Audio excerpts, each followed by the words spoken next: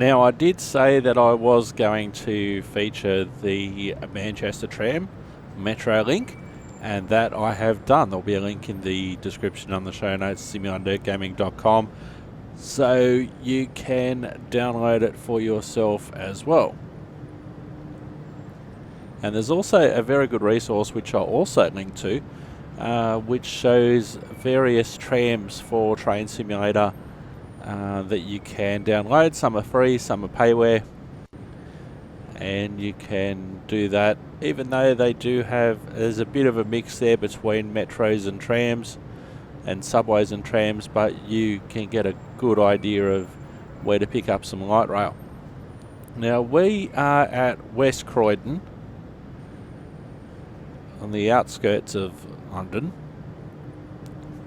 and this period that this map is based on, it's a freeware map from West Croydon to Wimbledon, and I'll leave a link on the show notes and the description at simulandirtgaming.com, so you can download that one as well. It's a free route, and it's basically how the route was as it was closed and later became Tramlink, known as Croydon Tramlink. I think it's now known as London Tramlink, but we're about to take that route. Now, at this stage, it's set for, you can see there's third rail. Now, on the download, you can select diesel or electric tram, which was basically designed to help you with roleplay. I did select diesel in the end, but the pantograph's still up, so we're just going to have to roleplay around it. But this will just give you an idea of how it looked before conversion. Now that the doors actually do open,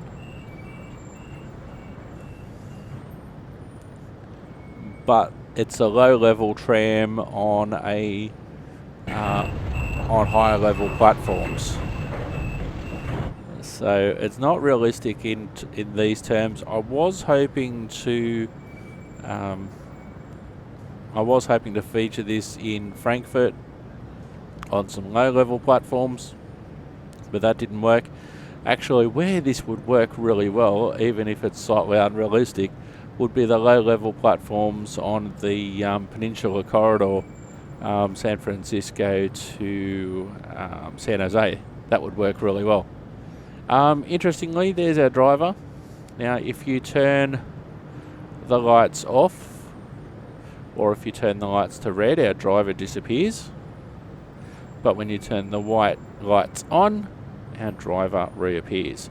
So let's go inside and check out our cabin. Now, I don't know what works and what doesn't. We're about to find out. And we're just basically going to run this service to Wimbledon non-stop. And let's see what happens, shall we? We have our doors closed.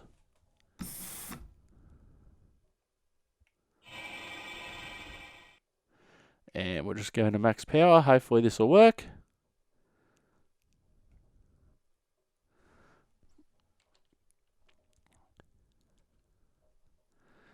Hopefully this will work. Do we need to turn our key on? I don't know if it'll work anyway. Hang on, something's working. Oh, we put the reverser. We did the reverser thing, did we? Let's have a look. Okay, reverser in forward. This will work now. Hopefully.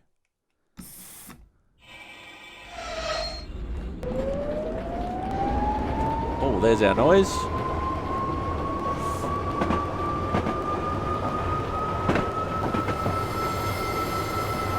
Now the speed's probably unrealistic, but I just wanted to show you the tram in what would be now its natural habitat, even though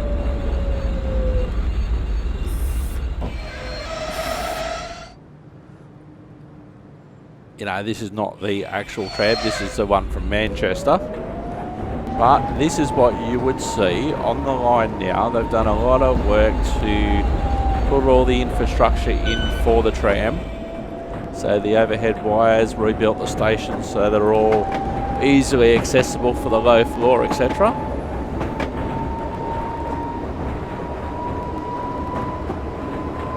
They probably rebuilt the track. We're actually going through this process in Sydney, Australia at the moment. One of our lines, just like this one actually, was closed and is now in the process of being converted to light rail.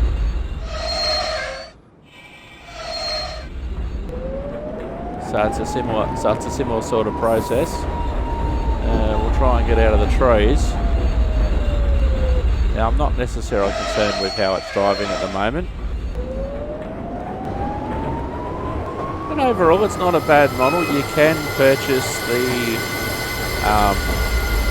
I think it's the Liverpool to Manchester route, and you see the tram on part of that route as the trains arrive into Manchester.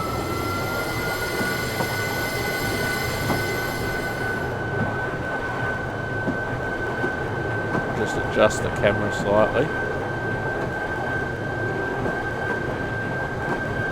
There we go.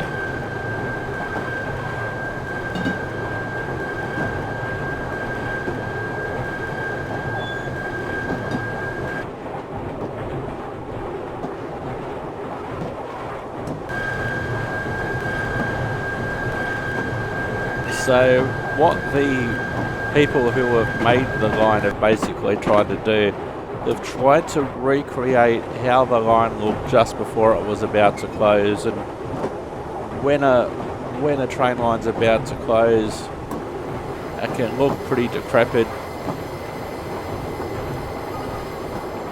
And so there was a lot of work done to basically convert it from third rail, heavy rail into light rail with the pantograph, as we can see in front of us. The area around here is actually modelled quite well, and it's a freeway route, and it's not a bad little freeway route, as we'll see.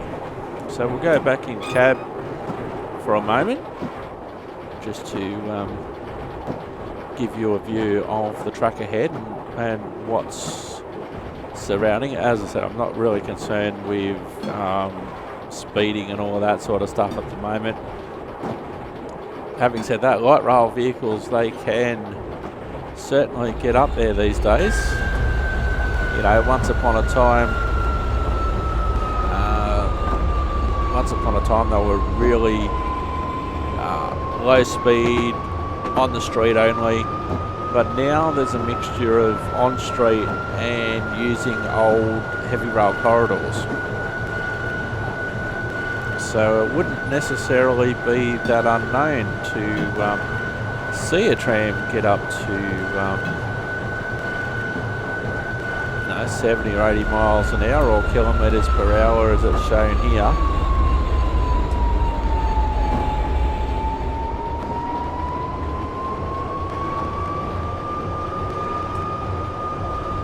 The signalling is probably being converted to light rail standard as well. This reminds me of the Carlingford line in Sydney, because it was a single line.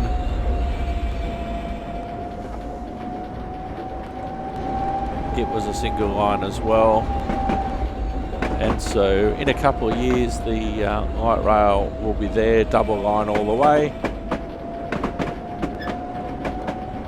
One of those chicken and egg arguments. You know, it's not necessarily a great service, but it's not a great service because there's not many trains, and there's not many trains because it's a single line.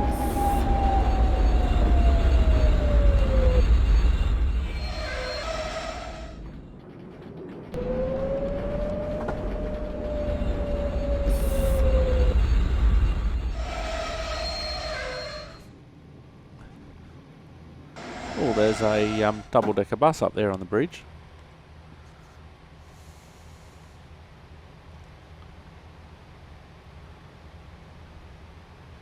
So you can see there the height difference between the platform, the way it would have been for heavy rail, compared to what it would need to be for light rail. There's a certainly a big difference there, and if you are remodelling the line, you know, you don't necessarily need a bigger station as this one at Mitcham Junction. You know, you might keep the heritage part of the station with the high platform, and have the actual stop with the actual stop at either end. You know, reduce the height of the platforms at either end. There's a good illustration on the other side of just how the big difference between the height of the heavy rail platform and the height of the doors. So let's continue.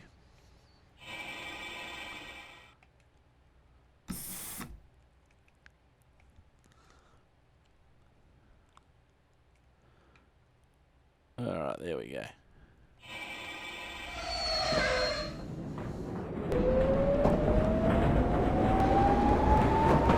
You know, they may have had to have lowered the tracks under the tunnels to take into account the pantographs.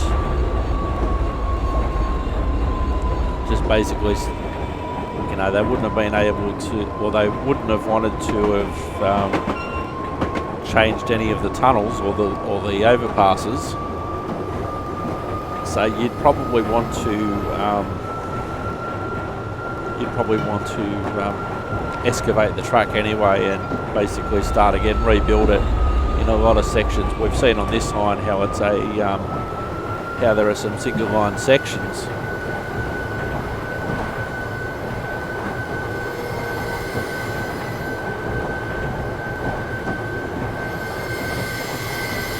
And we've just gone into a single line section again. Now, most likely,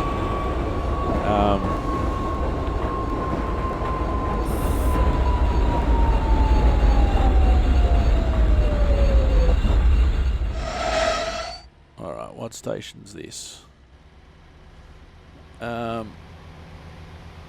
Most likely it'll be double line all the way. Is this Wimbledon? Can't be.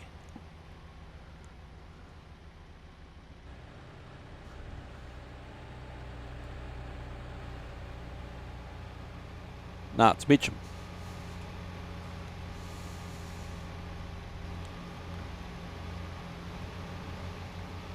Oh, interestingly, on the indicator there,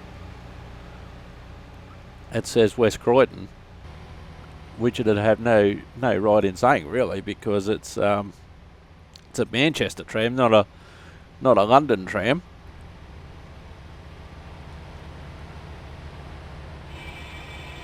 Let's go.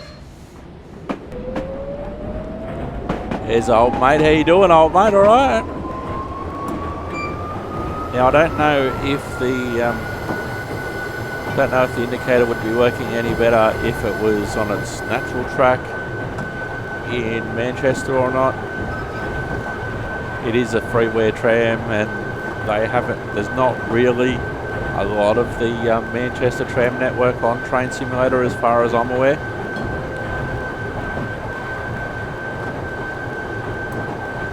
But the fact that you can even role play it,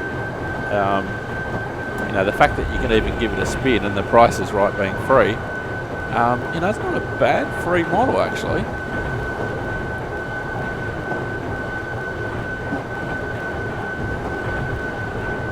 And you could really picture the amount of work that would have had to have been done, and where all those trees are. You know, if you knock those trees down, you know, there's a lot of space to put a second line, so it's double line all the way.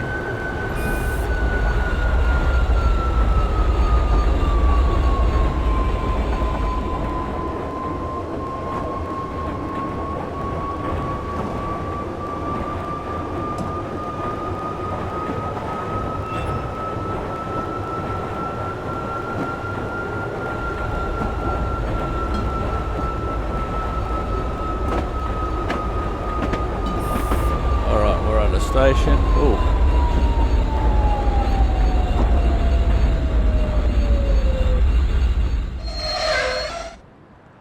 Is rather decrepit, isn't it? Morden Road. Morden Road, that stop. I'll be actually interested. I didn't. I don't think I went on the tram when I was in London in 2014. They might have still been building it. I'm not sure. I can't remember back that far. But I'd be interested to have a look at some videos to see how much this area has actually developed since then. And what I should do after recording this section, I should stop. I should probably find a YouTube video which shows the modern route to give you an idea of how it actually looks now, and tell you a little bit more about the system and go from there. But we should almost be in Wimbledon by now.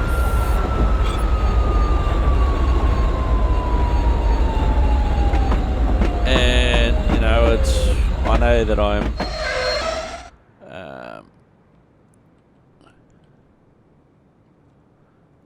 Merton Park. Okay. I think I'll be rather happy to see it improve. Nobody wants to see a train line that looks like this, but you know, it's probably at the end of its life, and you know,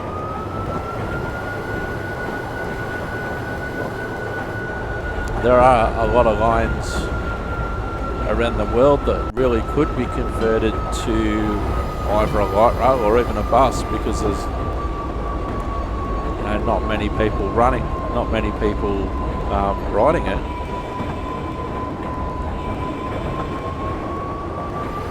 But after we get to Wimbledon, I will actually stop the recording, have a look at a YouTube video, and give myself an idea of what it looks like today.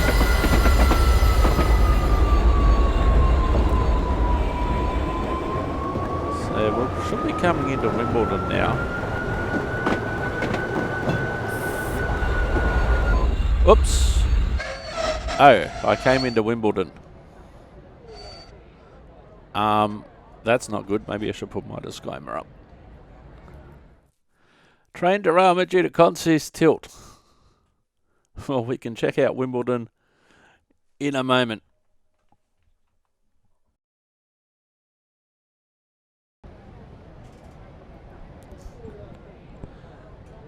Welcome back to Wimbledon. We cleaned up the mess of the previous part of this episode. This is still the Metrolink tram, and the reason that I'm showing you this now is that I did mention a little bit earlier on in the episode that you can get the quote-unquote electric version and select that of the Manchester Metrolink tram, and you can select the quote-unquote diesel version. I have selected the diesel version, but the pantograph is still up. Anywho, let's go for a ride.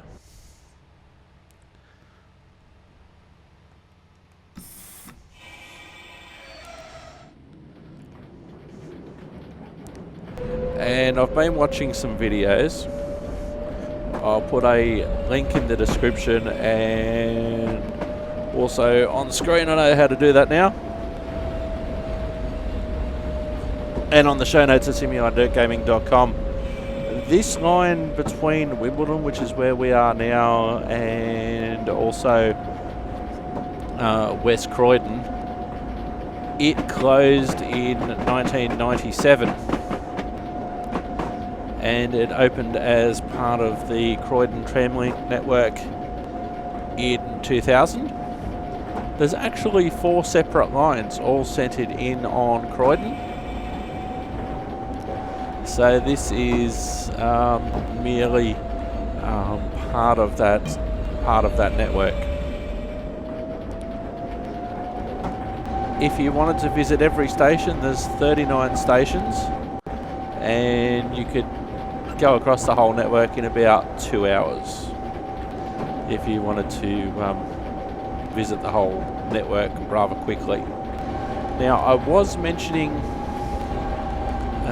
previously how there's double track sections like this, and how they might make some single track sections into double track sections. In some cases they haven't done that, and so while they may have rebuilt the track, put electric overhead wires up and all of that sort of thing, there are some stations that are single platforms.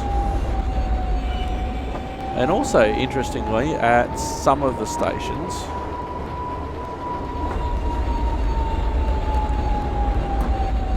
so we're coming up to a single track platform now. So this is Merton Park. So they've done a good job in real life of, in many instances, demolishing the platform and bringing it down to light rail specs, so reducing the height of the platform so it meets the tram height, all of that sort of thing. The tram signalling is tram signalling, it's not railway signalling as we've seen. There's actually a couple of stations, and I don't know if we see them here, where there's one platform which is for the trams, and then there's another platform which is for the national rail services. So you see one platform at tram height, and then you see the other one at heavy rail height, and because of the heavy rail tracking, because it's higher speed, there's a fence between the two. So you'll see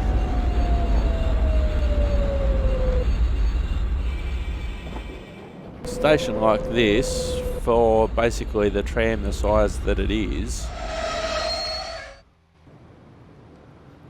You wouldn't need all the room.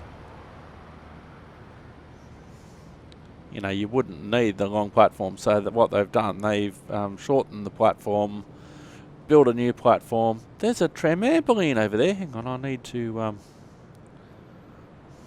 get my camera over to the other side. Might not be able to see it, because what happens is there's a difference between what I can see sometimes and what you can see. They've actually modelled in somebody's backyard a modern day trampoline with all the safety netting and all that sort of stuff up. So what they can do at a station like this is basically demolish the platform, new track, new overhead wiring, put all the facilities in, etc. And what they can do is just basically make it, if they wanted to, the length of the tram or a little bit longer, because you're not bound by the standards of the heavy rail. So let's continue.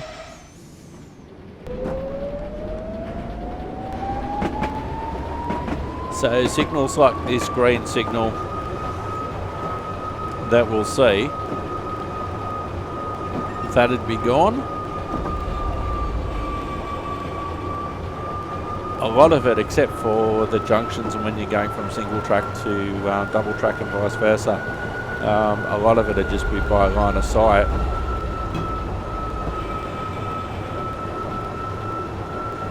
But there are some areas that would need signals, or at least indications, for the trams.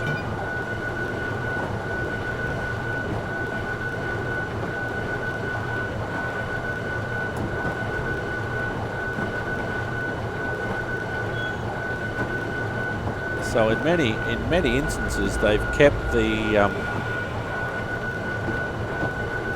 single track as it is. So they haven't had to increase the size of the rail corridor and lose all the trees, etc. around. What they did, or what they're in the process of doing on the Carlingford line in Sydney, is that they've recognised that for the sort of service frequencies that you'd want, and the line's going to be closed anyway. And there was often talk of making the single line double line, so there was space for it, whereas there's not necessarily space for it here without losing a lot of trees. In the Sydney example, they are going back to, or they are going to a double line.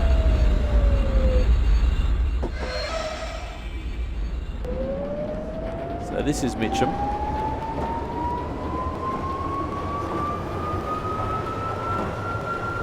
Now, I don't think anyone's actually modelled this line as it is today. I didn't see any when I was doing some research on it earlier and finding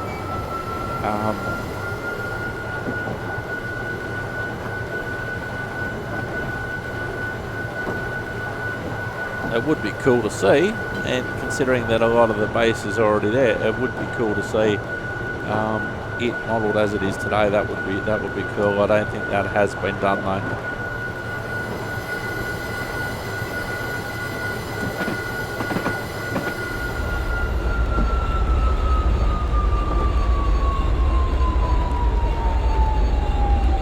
On other parts of the network, the trams do run on street.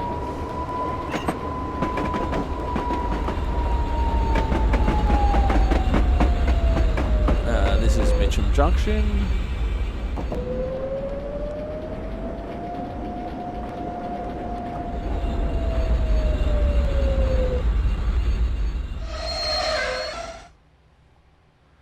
So we'll just...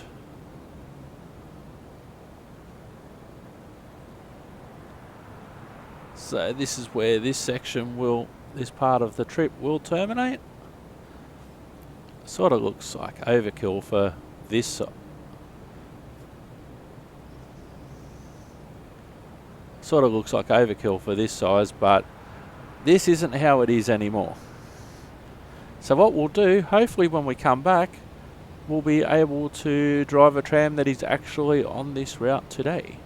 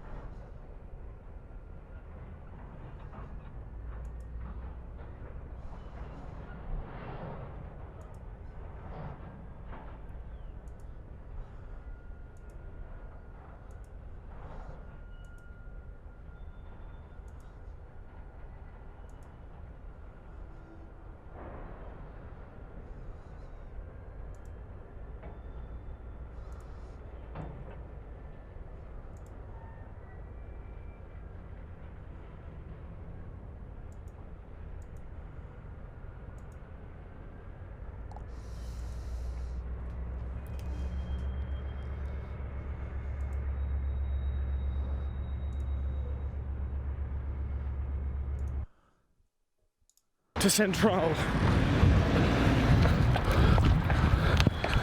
And I've made it. And here in the distance, you can see one that's come from Wimbledon. And it's heading, oh, not ready, we have done Emma. It's heading for Elmer's End. So I've got to decide what to do.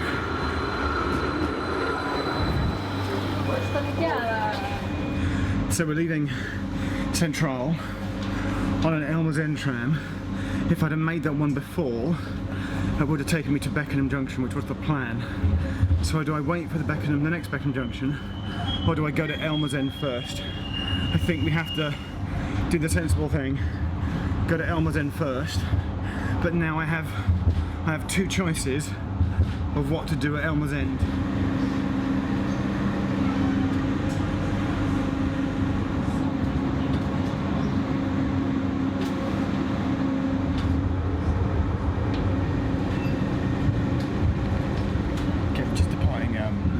Sandyland's next. The train will then branch up to Elmer's End.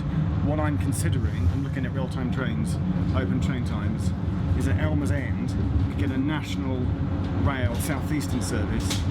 There's the 11:54 to Cannon Street. Take it one stop to Clock House.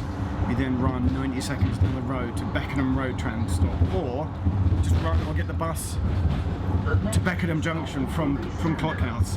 It depends whether I make that 11:54 or not at Elmer's End, and if they're too early, then I'll just run or walk to Birkbeck instead, or get a bus.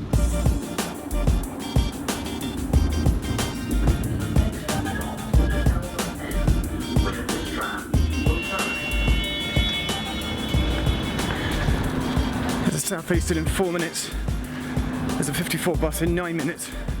I think the most sensible thing to do would just be to go along the road on foot to Birkbeck and make a direct tram connection.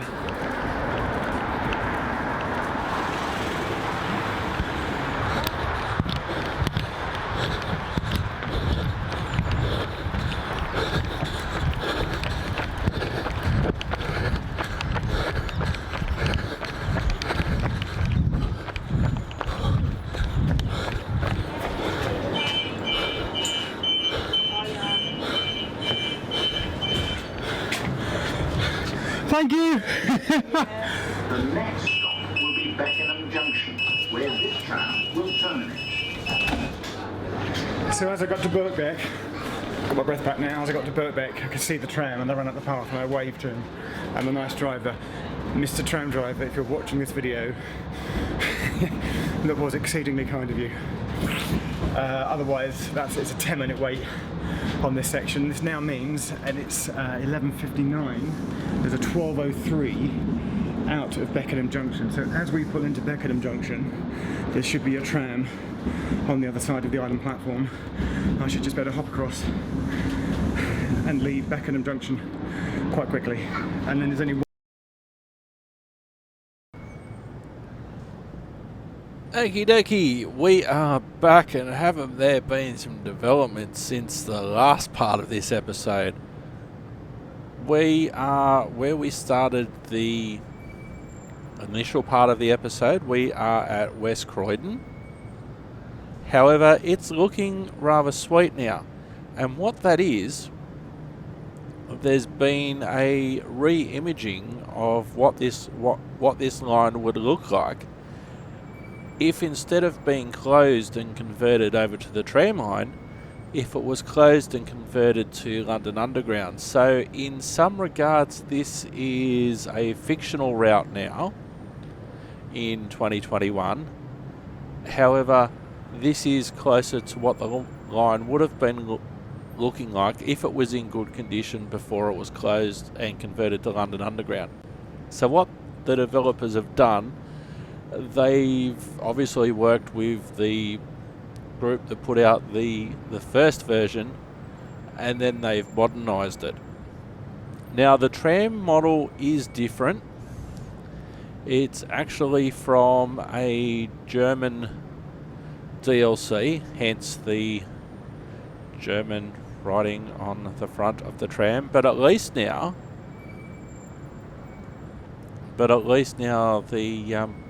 destination indicator looks like it works. The driver looks slightly different.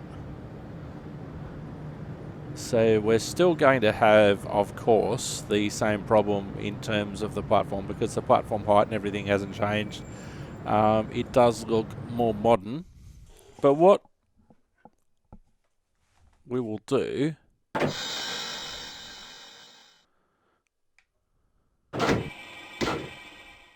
we will drive the route,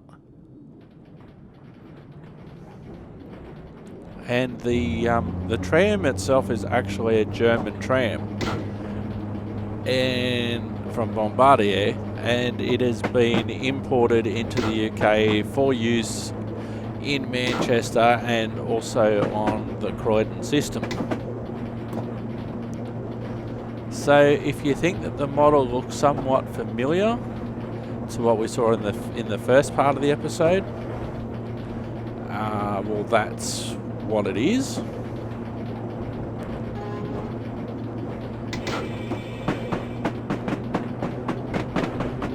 Although having a look at things, it looks a lot neater and a lot tidier, because this is what the developers of the new version are going for. I'll leave a link to both versions on the episode description and on the show notes, simulatorgaming.com, and at the bottom of the video. So if you are into Train Simulator and you play, you can download them. They're both free. They both need some other packs which you may or may not have, but the information that I'll link you will have all of that information. I also found out that there is actually a route which features the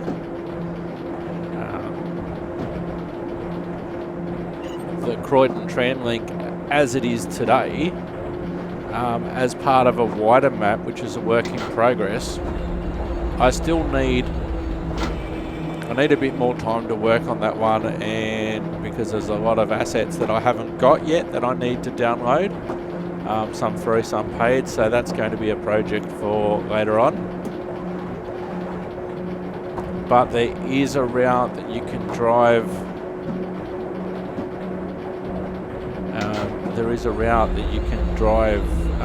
That looks like the current London tram link or Croydon tram link, or what you want.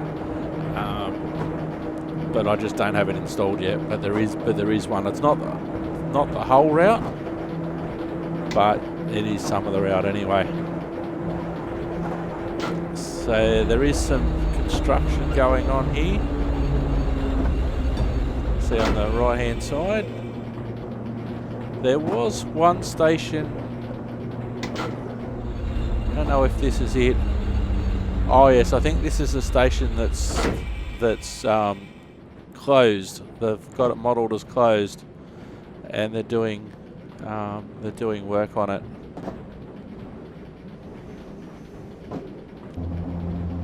But we're not going to stop at any of the stations anyway. So I may be able to, by the end of the episode, actually show you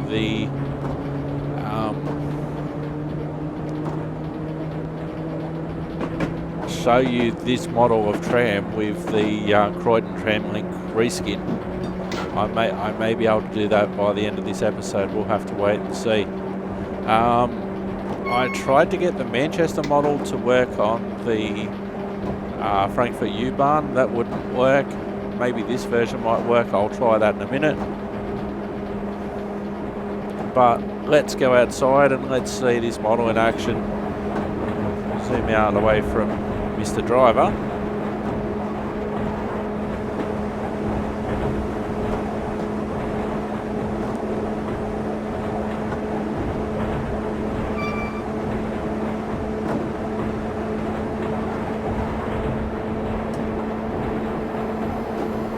So again, the same thing with the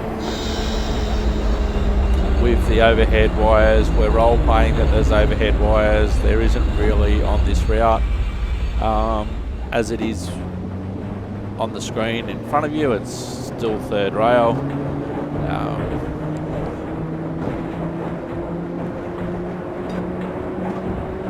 as a now fictional London Overground line. And it would be quite good with the two-car diesel Electrostar that we've featured on a previous episode. I think that'd be quite good, actually.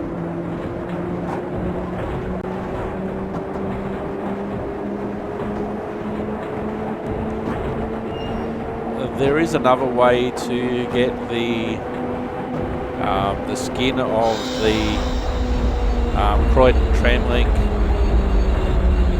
onto the tram, which involves creating a scenario.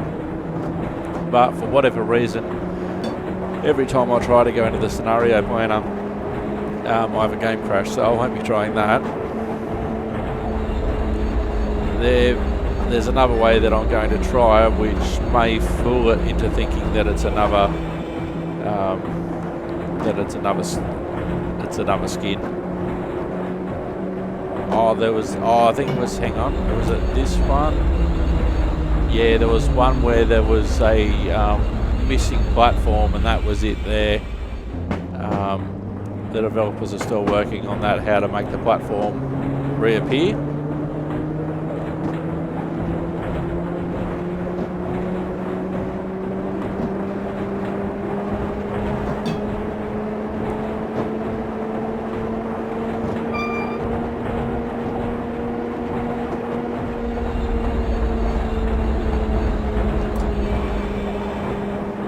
What we'll do, we'll just let that run, and I'm going to look up to see what the front of the train says, or the front of the tram says in English.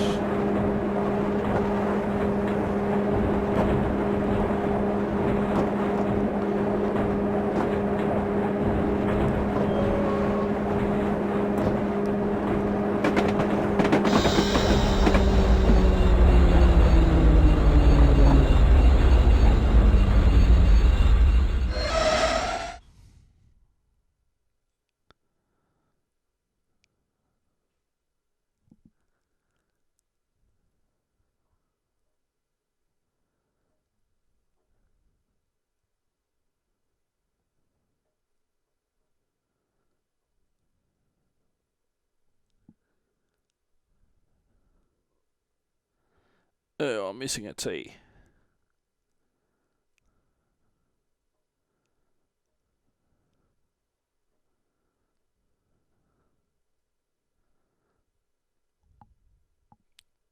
Oh, that's what it means. Stadrundfahrt means city tour. I would have thought it would have had to do something with a stadium, but it means city tour. So there you go. There's a little bit of interesting trivia.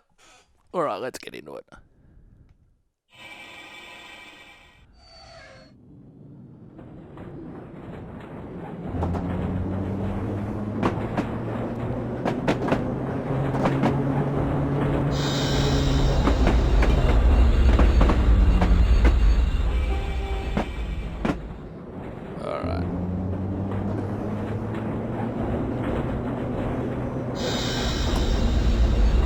So you can certainly see this is Mitcham Junction. Certainly a lot cleaner than the last time we were here. That's for sure.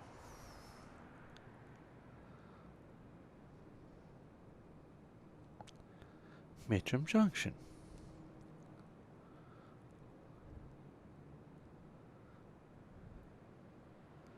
Yeah, that's cool.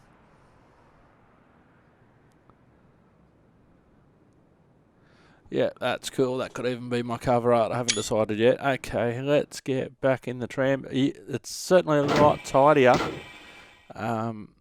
Certainly a lot tidier than the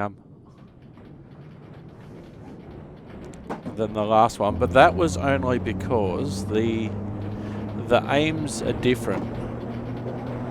The aim of the first map that we saw on this episode was to show how it was looking just before the line closed. It was closed in 1997 and the map was set in early 1997.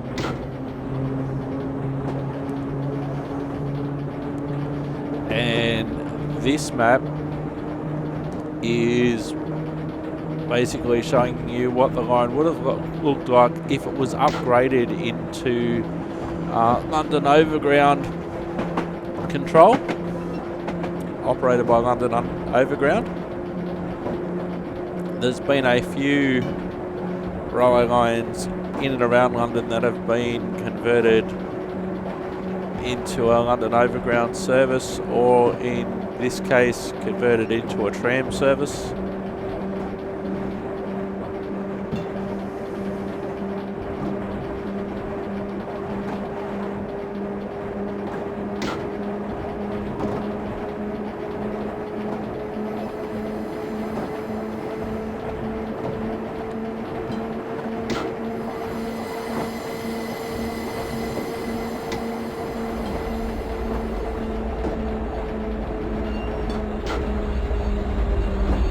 Okay, so this is another one where somehow the platform's missing. That could also be the point of view that we're looking at it as well, because we're actually in a tram.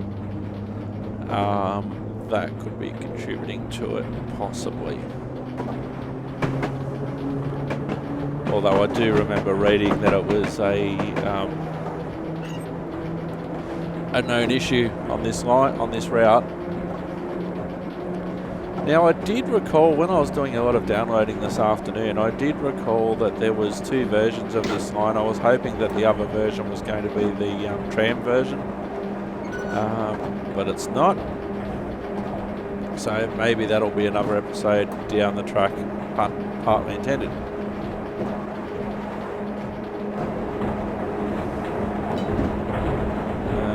What are we going to do with the camera?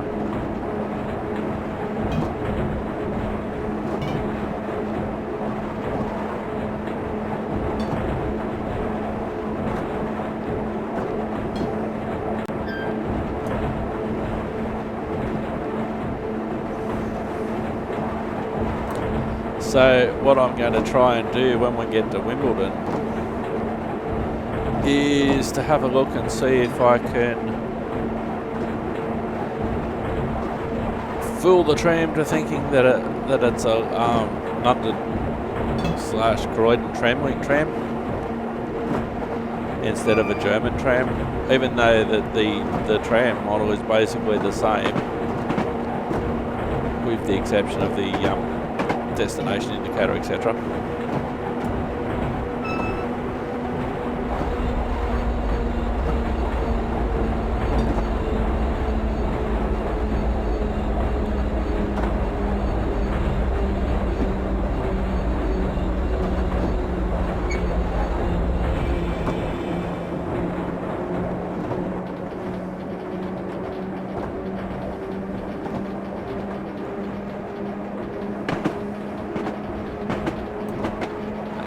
There's another one with a missing platform. I am going to run an actual train through here at some stage during this episode as well, and I'll be interested to see if that missing platform issue is as a result of the train that I'm running. Now, there are some sections here where the track just totally disappears.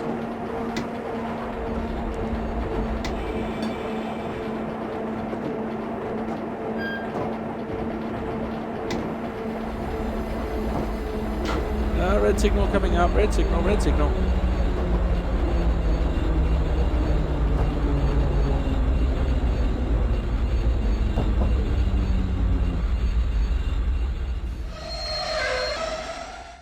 Alright, what station are we at? Merton Park. Request to pass dangerous signal. Request to pass signal at danger approved.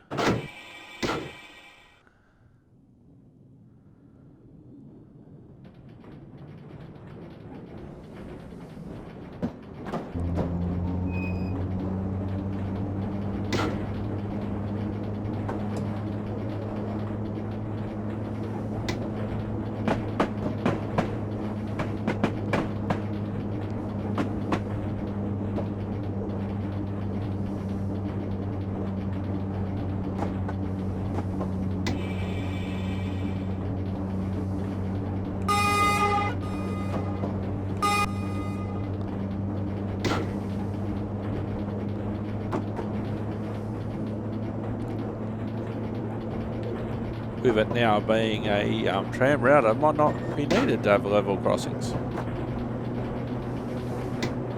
What can also happen on heavy rail routes that are converted to train route, to light rail routes, is that sometimes it's possible to put extra stations in, extra access points to cross the track from one side to the other, like a pedestrian level crossing, something like that.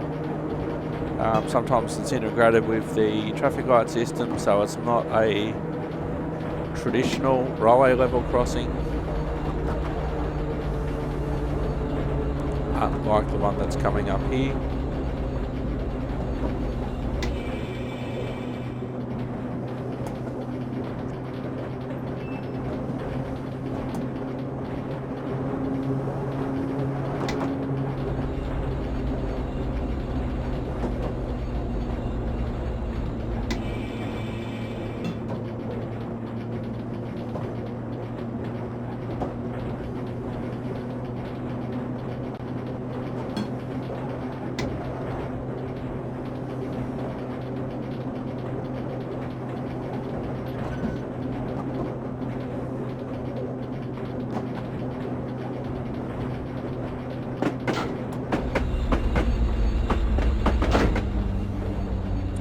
I think we're coming into Wimbledon now,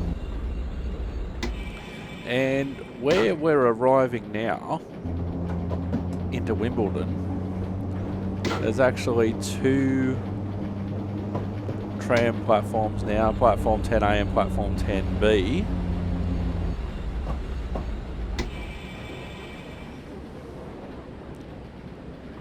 To allow for two trams at once to arrive.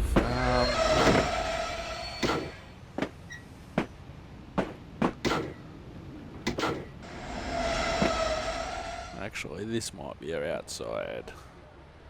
Where are we? Pull around here. Oops, no.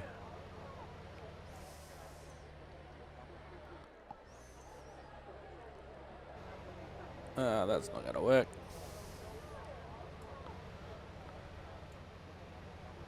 We have reached the end of the quick drive scenario.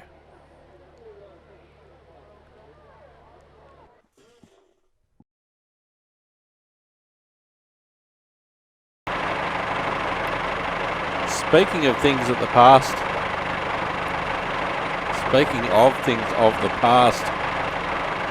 at West Croydon, here we are, we have a pacer. Now, we actually featured this unit way back on episode 2 of Simulator, Train Simulator. And that was such a long time ago. I was doing some work recently, updating things and doing new graphics, etc. And the last time that I featured this unit was in 2016.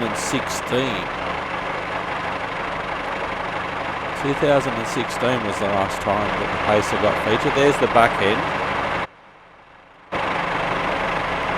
So we'll go inside briefly and we'll have a look.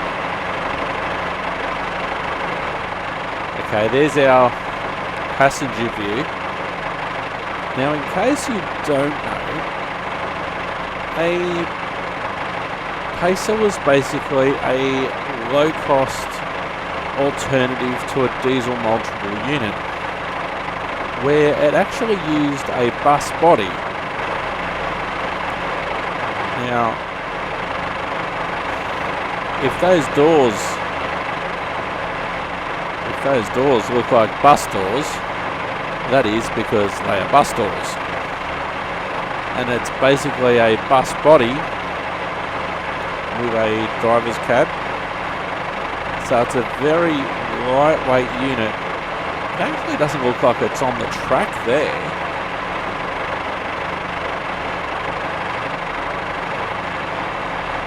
But it's on the inside rail. So there we go. It's mainly meant for services that don't have a lot of passengers. country services, that sort of thing. And they're basically retired now because they don't meet modern accessibility and modern crash standards. So let's get in. Let's give our Pacer a drive.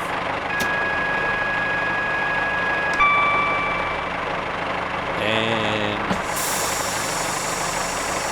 let's go.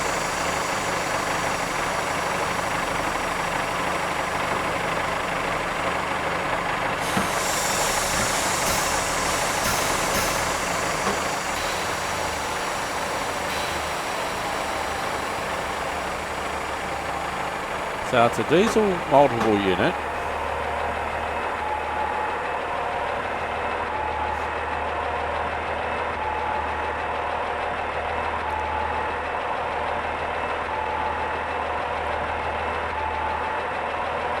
We're running the same map that we ran on the last segment.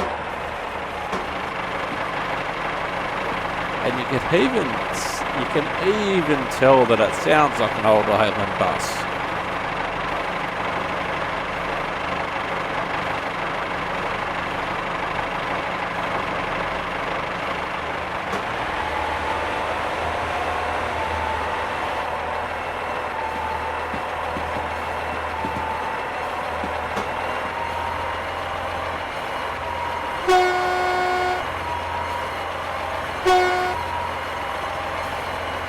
There's our horn. So very, very basic. They're being put into pasture and replaced by diesel multiple units, and then probably in some cases buses.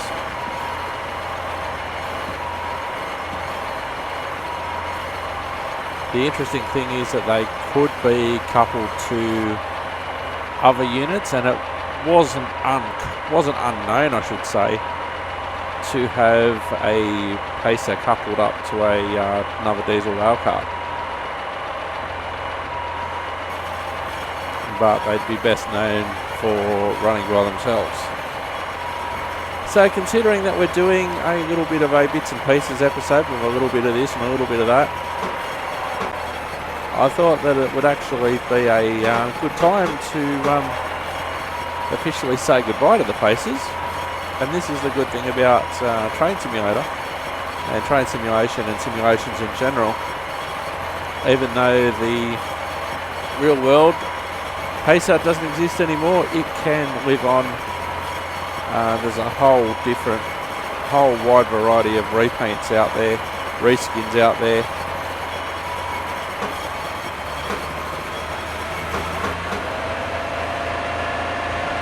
Now this is max power.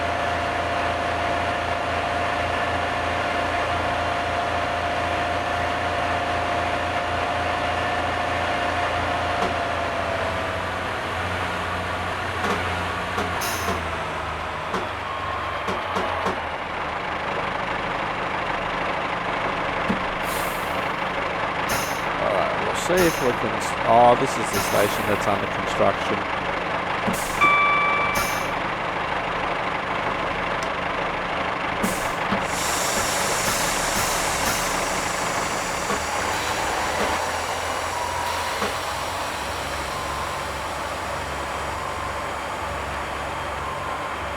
See some buses going overhead.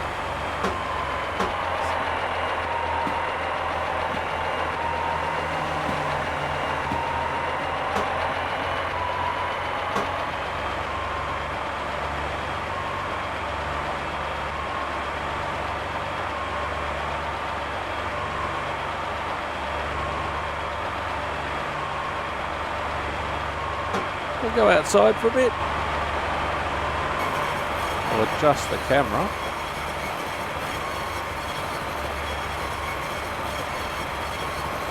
So there's the Pacer in all her glory. Our old mate driver up there up the front.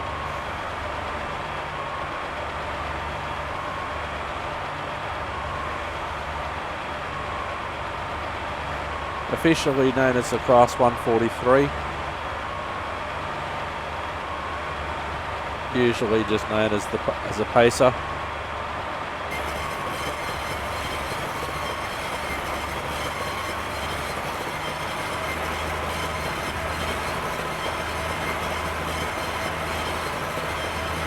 I'm going to be ideally suited to this line, actually.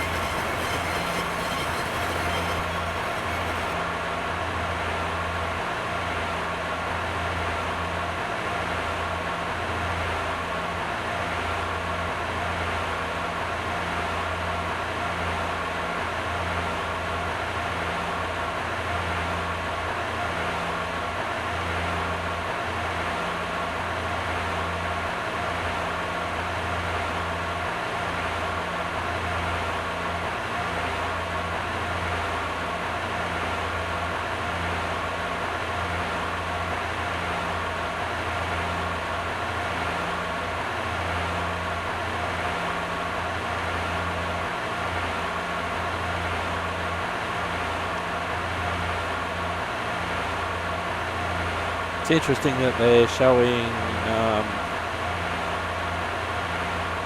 Class 143 on the destination display. There's a good view of old mate. We'll get the mouse out of his nose. There's a good view of old mate driving the train.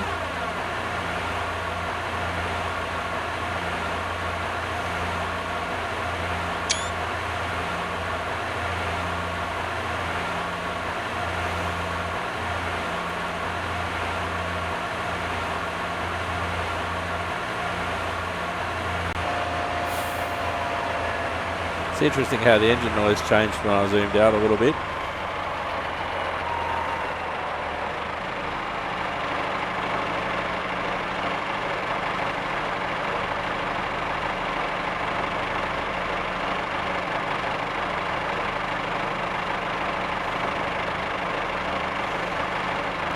Oh, I didn't acknowledge the AWS. That'll do it.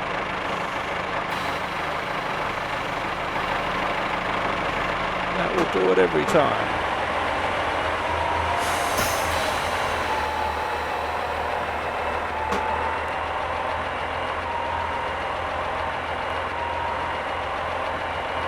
There was a signal in the previous scenario that we had to pass with authority at danger.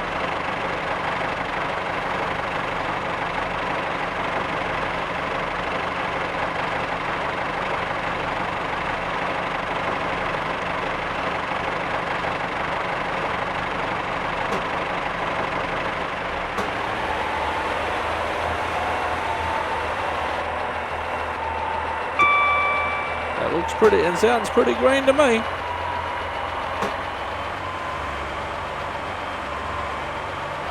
Oh, this will actually be the first train that is capable of AWS in the automatic or advanced warning system. I forget which is which. It would be the advanced warning system for letting you know about signals that stop up ahead.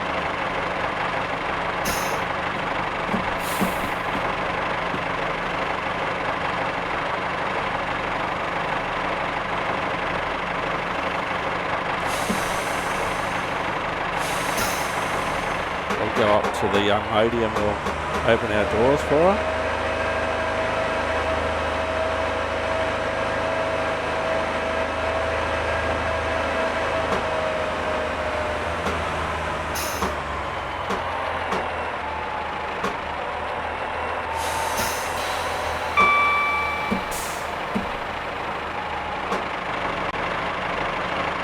All right, well, have a look on the platform.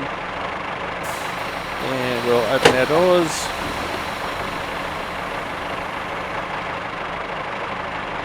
And yes, she did get on.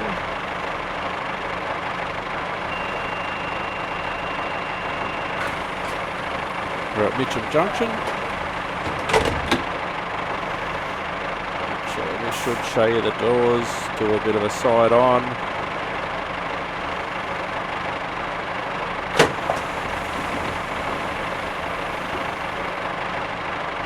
Somebody left a bottle of milk on the platform.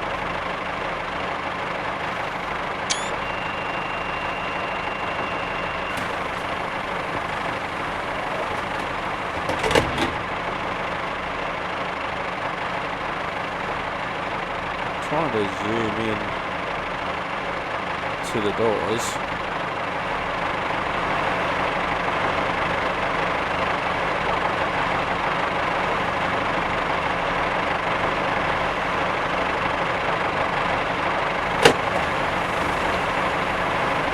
So even though they're basically at platform height,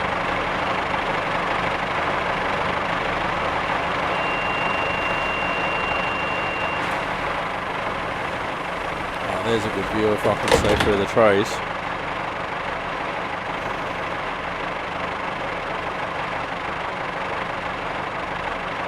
It's a hard thing about sometimes being on a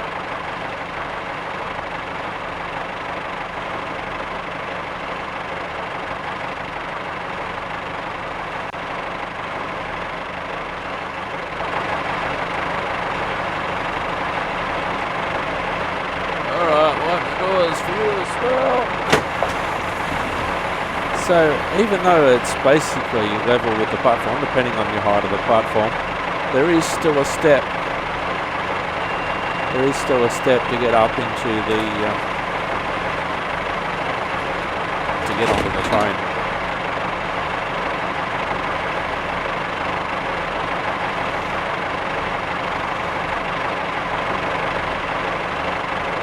Actually, this might show it better now I'm on this camera.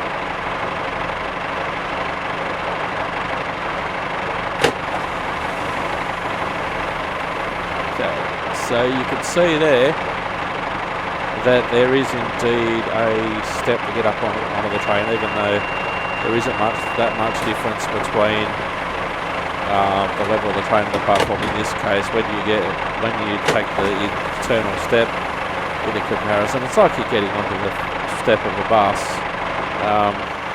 You know, it's the same sort of deal.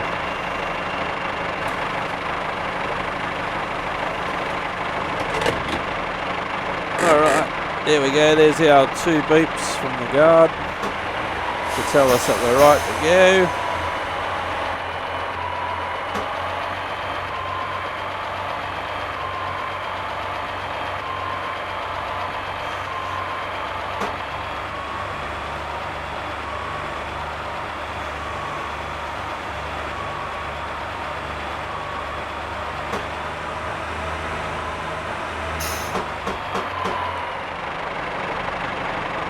Yeah, we've got our reverser into forward.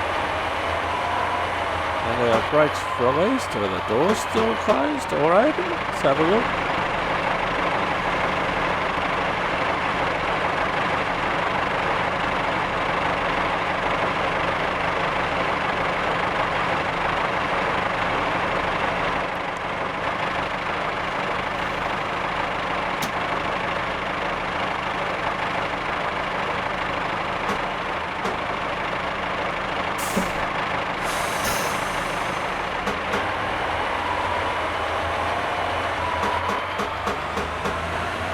Why are you broken, Pacer?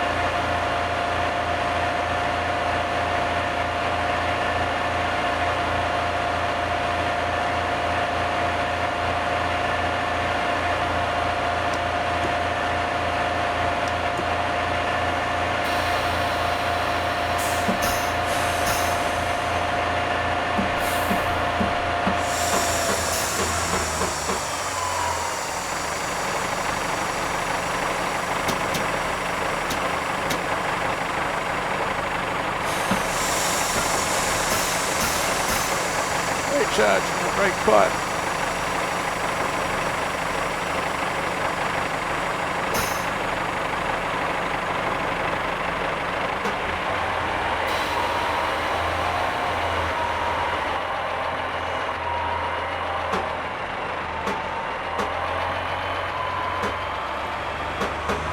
Oh, did we break our pacer?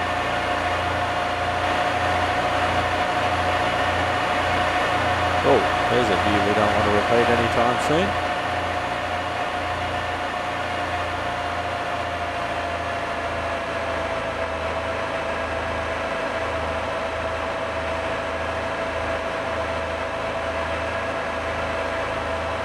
We are moving very, very slowly now.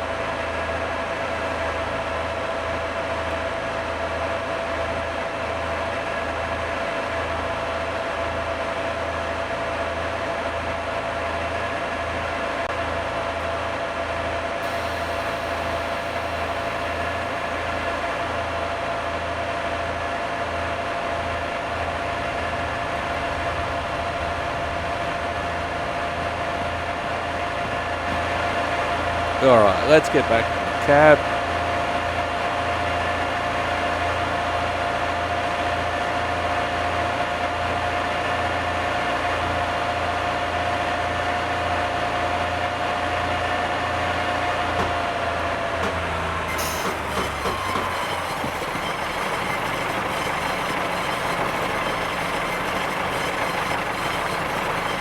I have tried to find the tram link tram. I know it's there, but I just can't see it at the moment. But I do know it's there.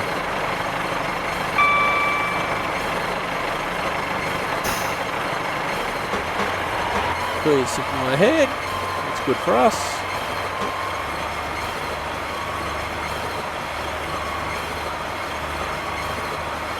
I think it was this next station where the platform disappeared. We'll have a look as it's coming up. Now we are at the normal height this time of the platform rather than at tram height. No, it must be a bug with that particular station.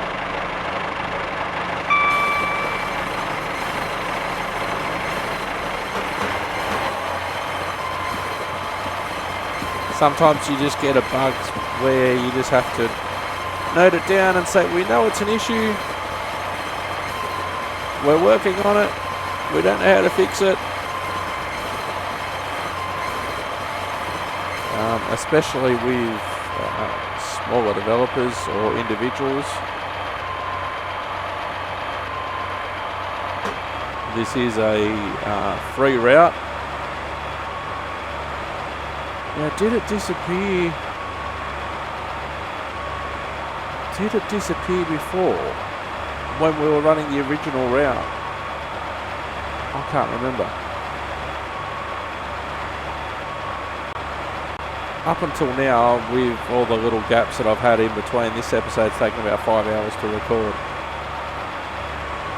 So it was a while ago since I recorded the start of this episode with the original map.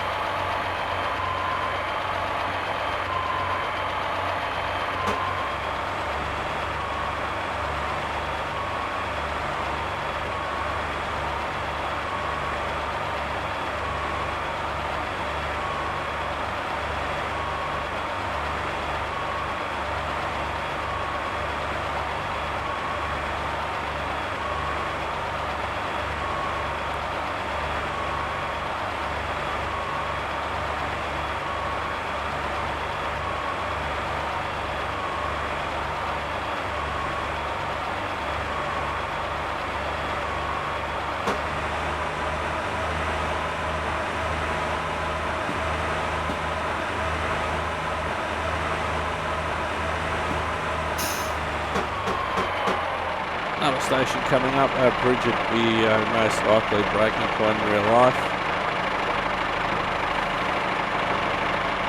Although, as I mentioned before, in real life, this is a tram right now, or a light rail line, call it what you will.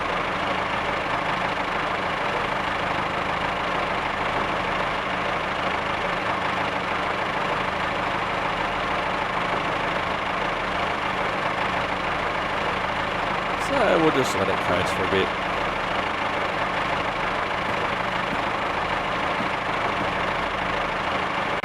There's another platform that's not quite working properly.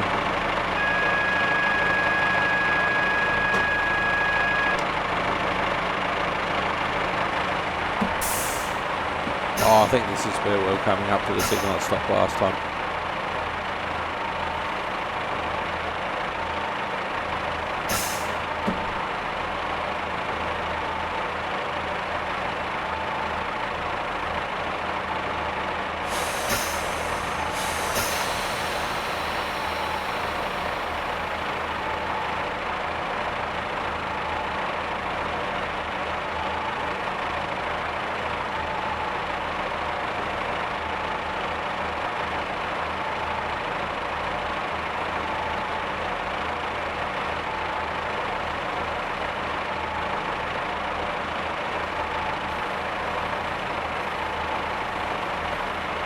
Yep, signal at stop at the end of the platform.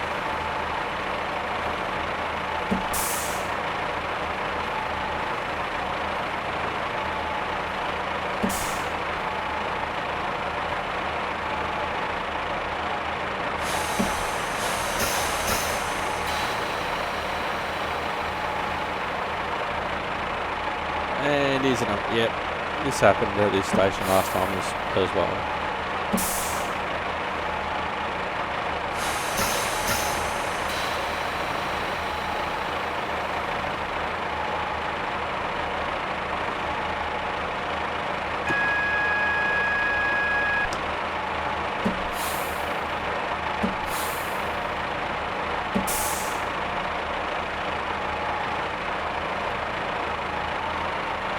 Alright, we'll get permission.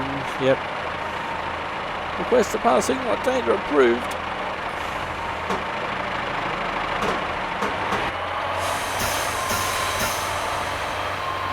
And we'll be coming down to Wimbledon shortly.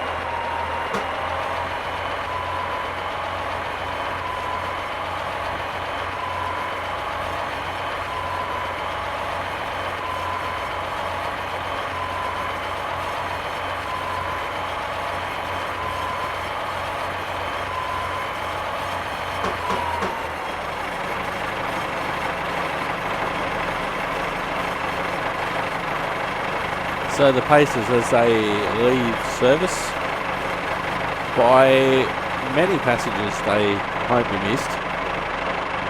By many rail fans they probably won't even be missed.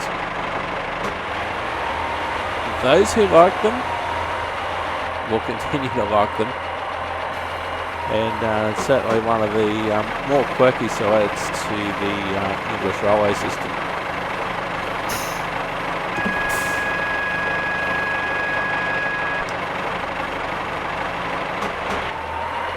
Oh, that truck just disappeared.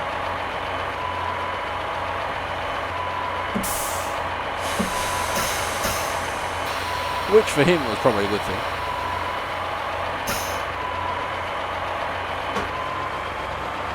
It's weird that the controls that I'm using with the controller that I'm using are actually reversed to the way that they are on the screen.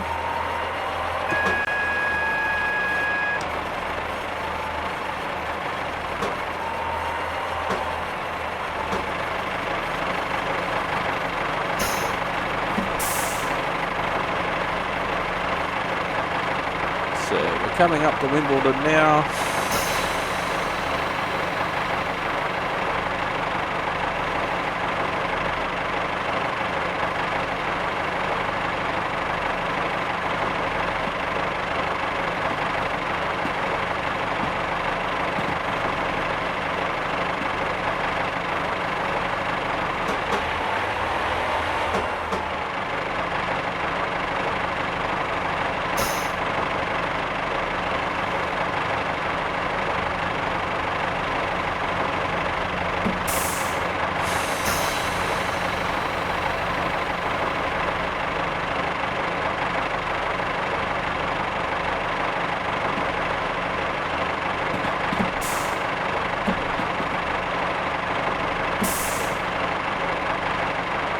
And we have arrived.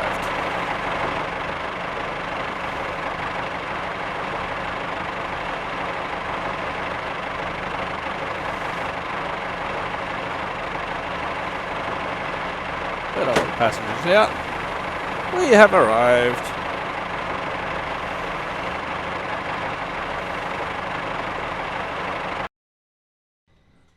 Well, this is an interesting development. What I've done, I've gone to the Steam workshop. Whoops, as I've just climbed somebody's fence.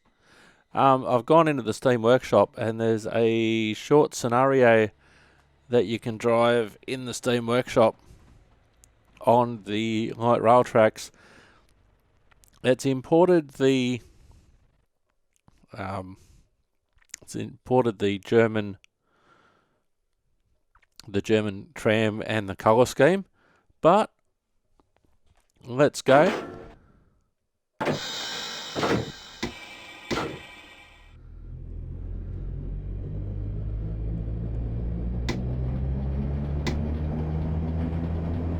And it looks like we have proper tram stops.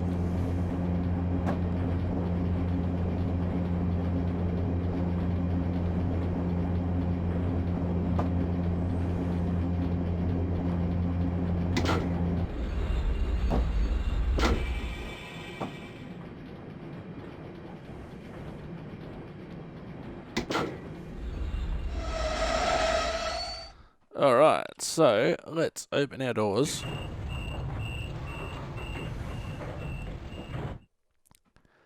So our doors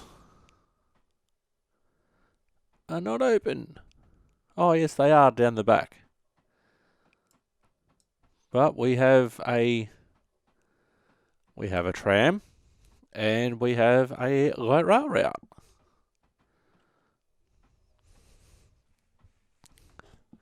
We don't have the green tram, but we have a tram.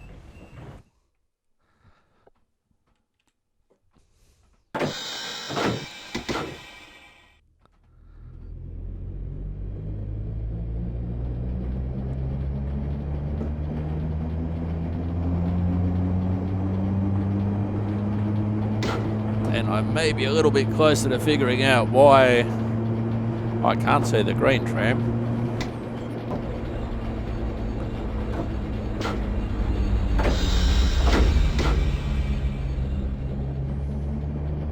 Oh, it's interesting. They've still got the railway signalling. I wouldn't have thought that needed to be a thing.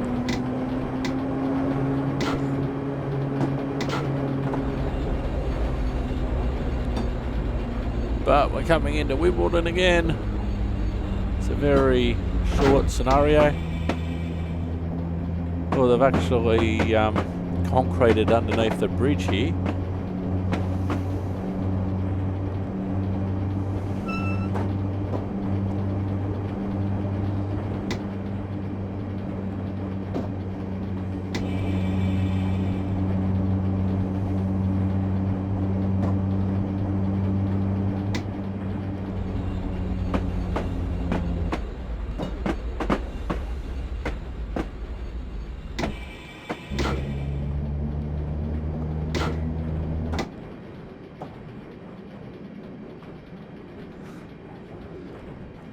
So I was talking about platform 10A and 10B, so it looks like we're going on to platform 10B.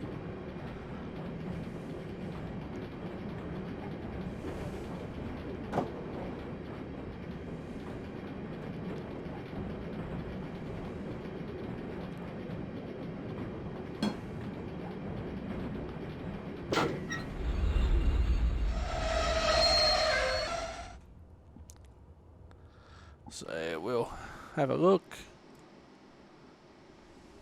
We should open our doors. So it has actually recognised that we are on Wimbledon platform 10B.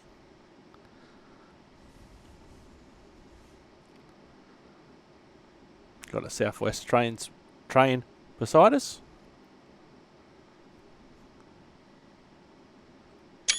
And that should be the end of our scenario, but we have part of the Croydon Tramlink route.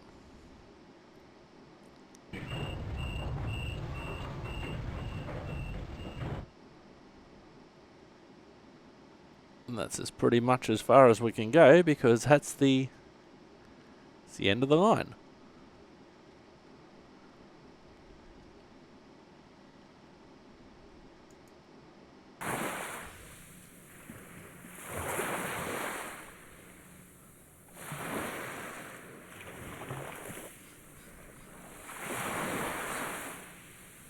Well, I'm here.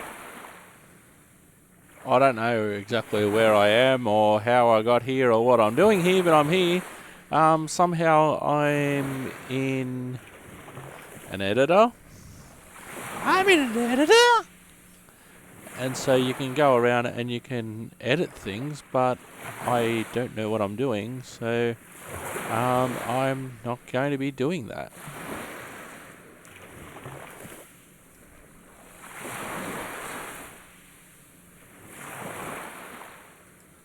But I'm inside a in the workshop. I selected a scenario thinking that it would work, and then for some reason it's not working because all of the things that are supposed to be there aren't there. So we have our tram, but we basically have nowhere to go on our city tour. It's frustrating when all of the things that are supposedly there actually aren't all there, so you can't get the scenario to work. Oh well, that's sort of been typical of me this episode. Can I get the thing probably won't drive. No, that's not the whole idea.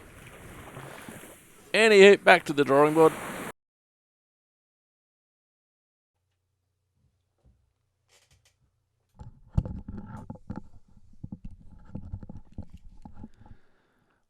Welcome to Germany. And more importantly, welcome to Frankfurt. This is the tram that we have been using throughout a large part of this episode. And now we are on the Frankfurt U-bahn, light rail / tram network. All of our doors have opened.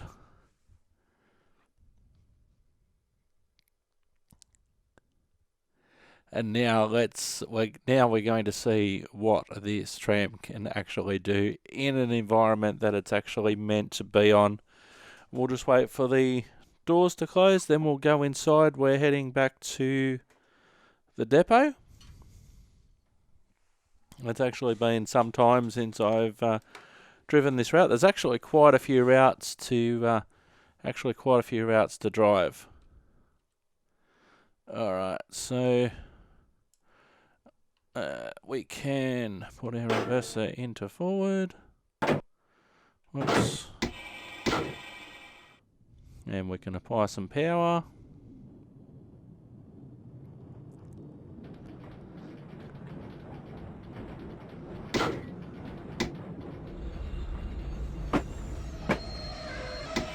We've got the light to continue. Controls are a little bit clunky.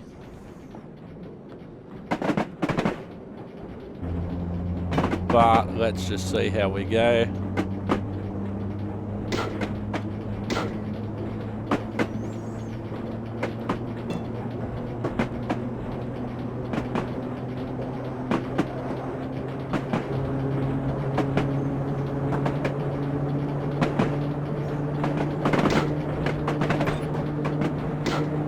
It's really hard to find that precise point that you're coasting, so you're not braking and you're not powering.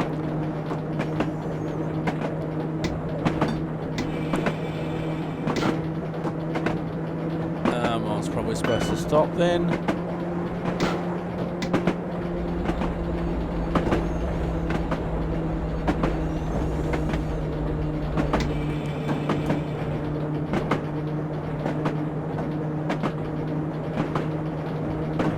We'll have a look outside.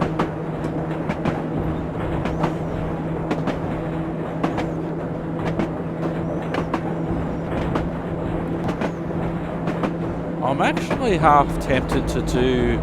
I've got my main Tram Sim series, and I'm actually half tempted to do a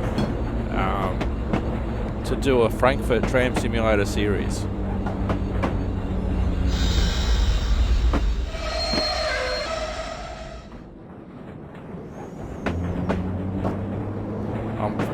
I'm very tempted.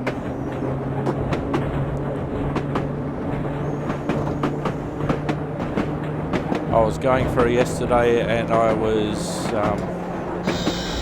going through previous episodes, updating graphics and just doing a bit of general housekeeping, and it was quite a few episodes ago now that we actually featured the Frankfurt train system. And then what we did when we came back from having a lot of time off and moving into the new Simulated Oak studio here in Oak Tower in Newcastle, I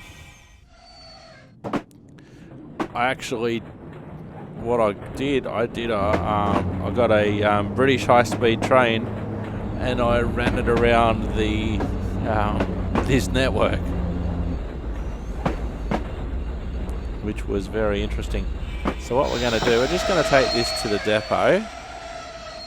I'm more concerned about seeing the scenery, seeing how the train's operating, and now that there's actually overhead wires, it looks like it's doing what it should be doing.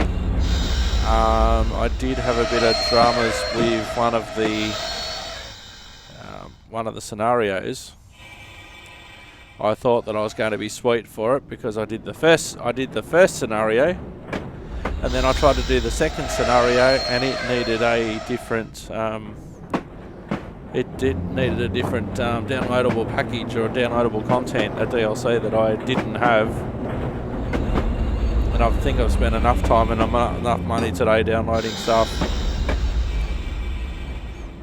More the time, because a lot of it's been free. This tram was part of a German package, so that set me back about $26 Australian. So I'm certainly getting my money's worth out of it on this episode. It doesn't look out of place. It doesn't look out of place on this network. I've been trying so hard to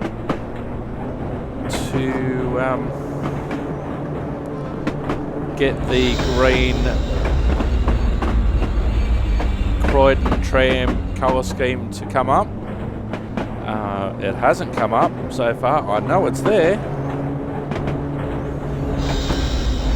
but it's not appearing for me. So that's unfortunate, and it's actually been quite some time since it's been updated. So the instructions, etc., may have worked in the past.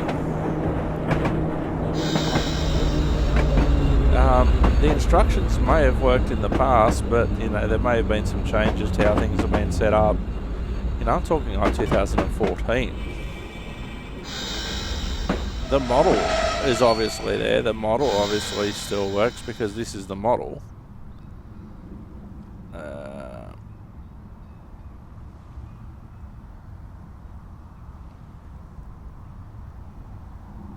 I went to Frankfurt once. I was only there I only did a day trip, so in reality I was only there for the afternoon.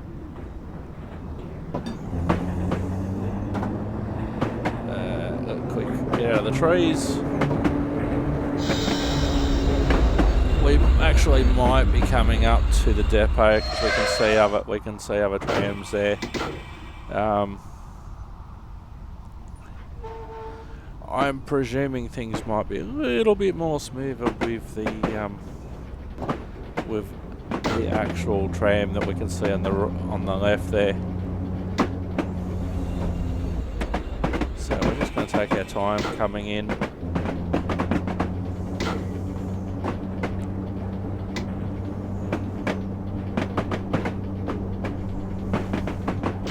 And besides, I don't know the guy who did the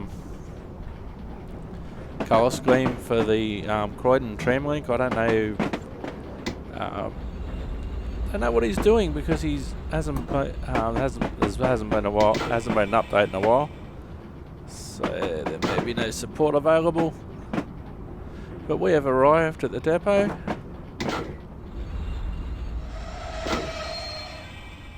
So it's a pretty good looking depot.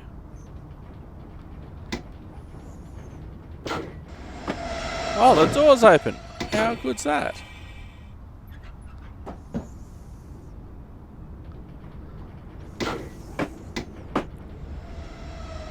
Now, I don't know exactly where they want us to pull up. I'll pull up the little...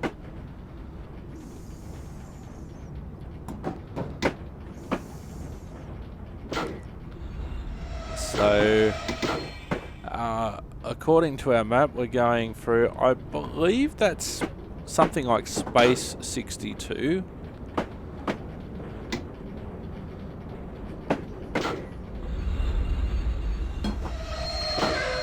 So we've got to go through Space 53 and then to 71. So we'll see if these doors open for us. Yes, they are. Awesome.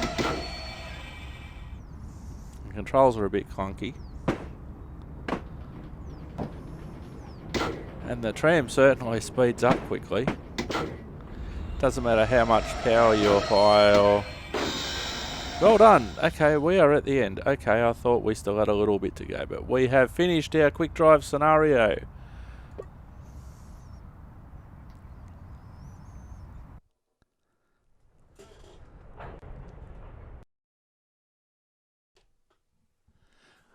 Alright, so here we are in Frankfurt, and we are actually driving, or we will be driving, an actual Frankfurt tram. Now we're at the end of the line, we're in Hausen, and we are going to make our journey in a moment. Let's get in the cab. I can't hear any audio, I don't know why that is.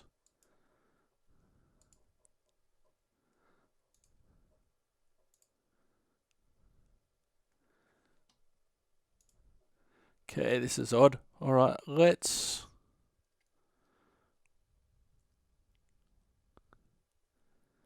No, let's not.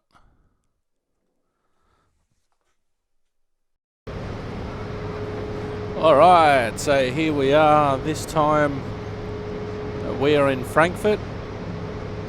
I don't know everything about running this particular tram yet, but I have to do a lot. It's just not a case of just use the... It's just not a case of use the quick buttons from Train Simulator.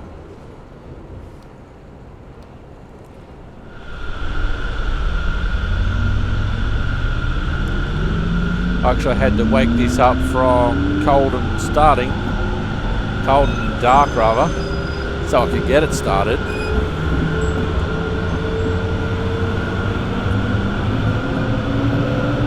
So it's been quite a while since I've actually driven this tram. We're on the light rail network, the U-bahn in Frankfurt. So we'll just run a couple of stops. I'm seriously considering doing a Frankfurt Tram Simulator series. There's a lot there. The whole network is actually modelled. And this has actually been around for a few years now.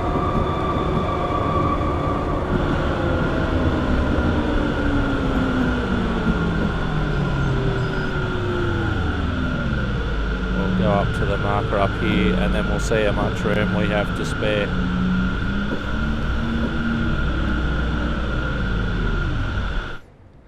Alright, so I have to operate the doors ourselves.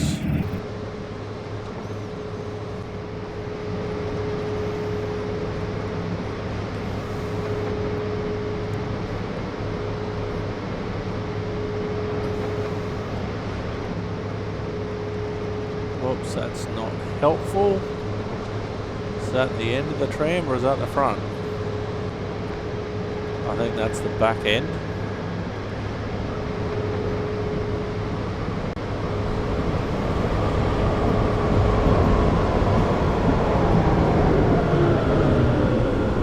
Oops, too far. So it looks like we have to stop at the H4 markers. This system is extremely well modelled.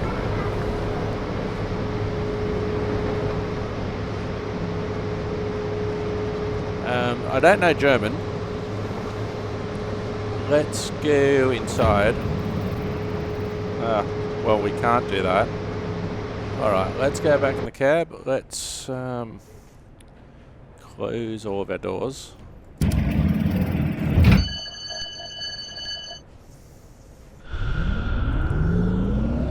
And we can ring a bell. And we can depart.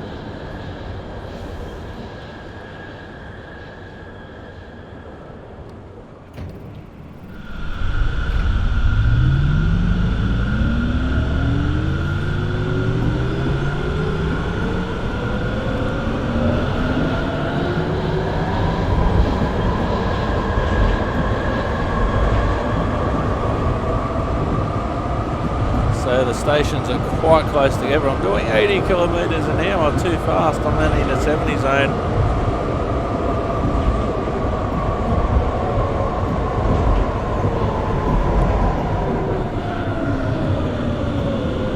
If you were to have a look at this section and this section only, you'd think it was a like an underground metro or an underground subway. But later on, we get to go onto the street and it's street level.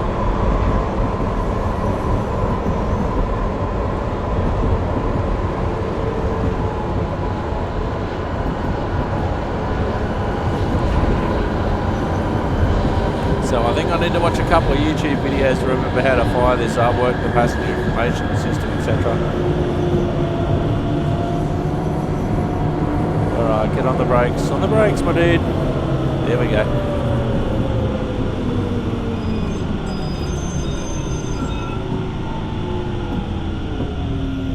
And we'll go up to the H4 marker.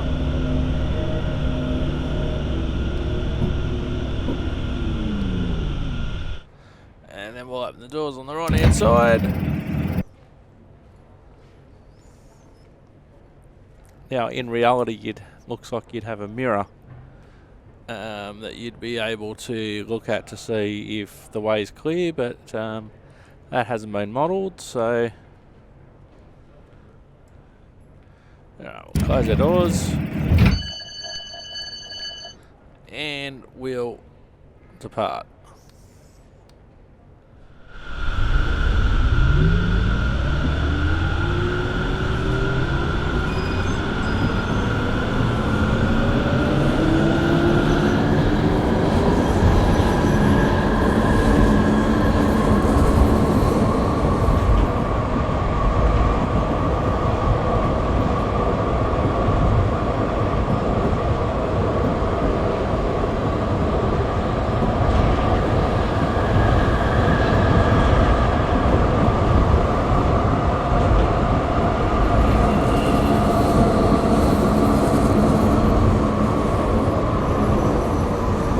Too hot, too hot, too hot, too hot.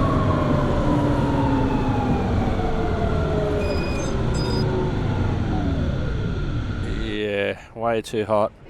Let's see what happens here. We'll open the doors. We'll see if we can have a look on the platform. Other side. Front set of doors are off. They've opened.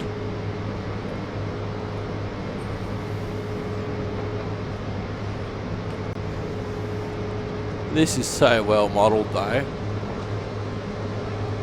Alright, let's get back in the cab. Let's close our doors. Close our doors.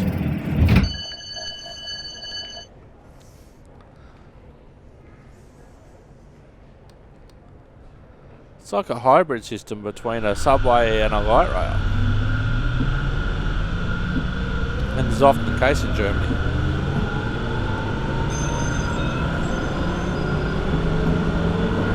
Stations close together in this section.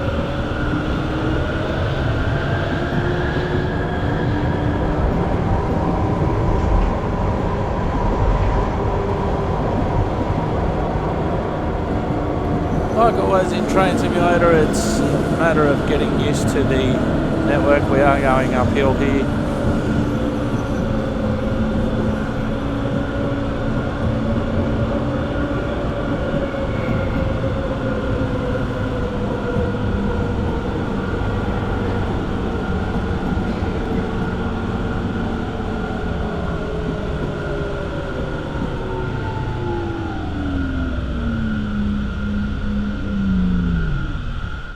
Alright, that was better. Much better.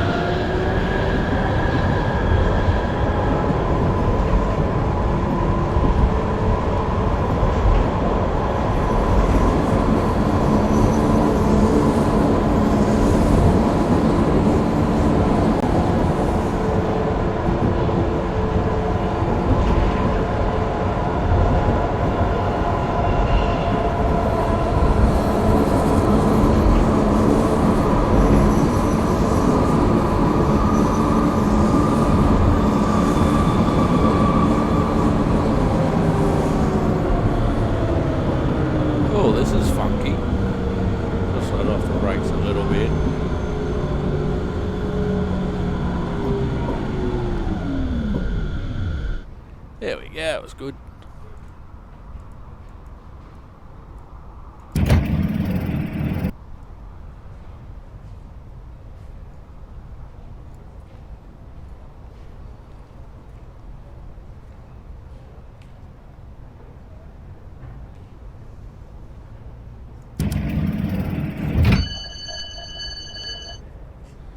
All right, let's go.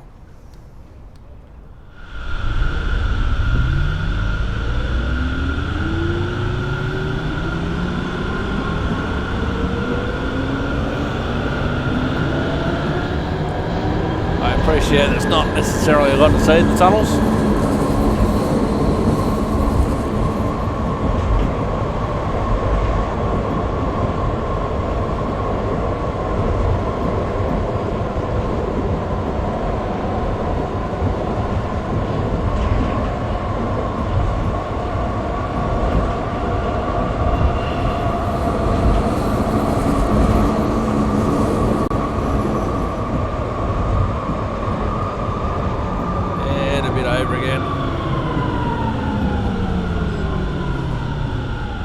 We'll keep going. Keep going.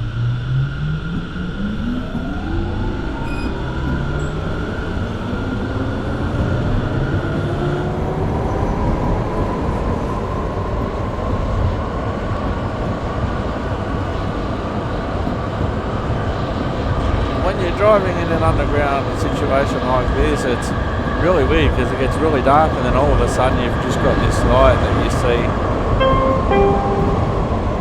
Aus technischen Gründen kann an der Station Quelle Articus Allee die letzte Tür dieses Zuges nicht geöffnet werden. She talking to me or the passengers?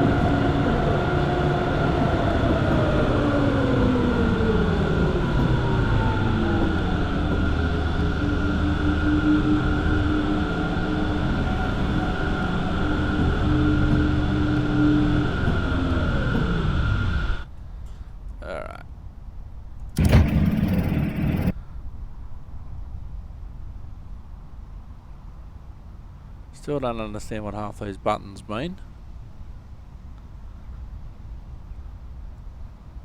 That one over there looks like you're getting put on a drip. The one on the far top right.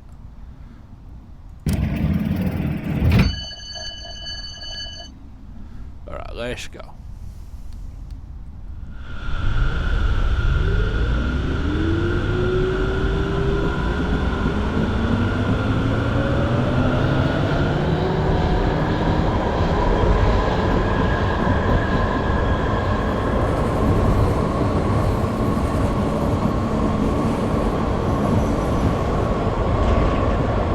looks like we're getting into an above ground section.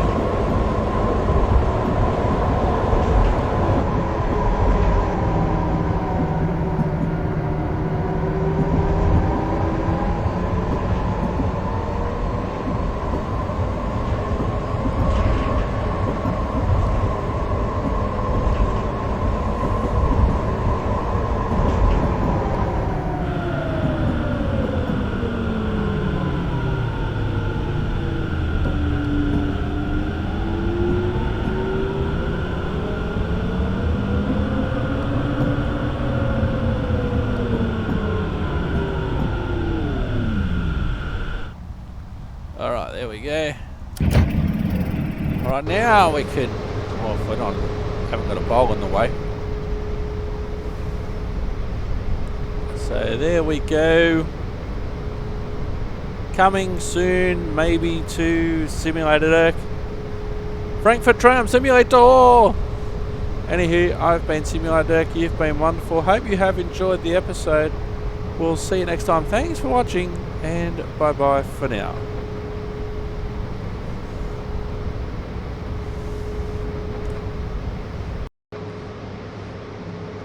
I know I said I was going, but I figured out the passenger information system. Look at that! That's telling us we're on the U2 line to Gonsenheim. So let's get in the train. We'll close our doors. And we are ready to go.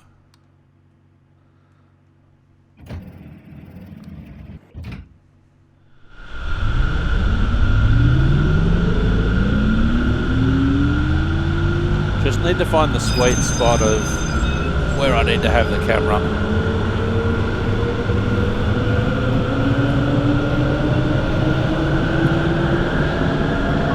Nächste Station, Schweizer Platz, Museumsufer. Ausstieg in Fahrtrichtung links.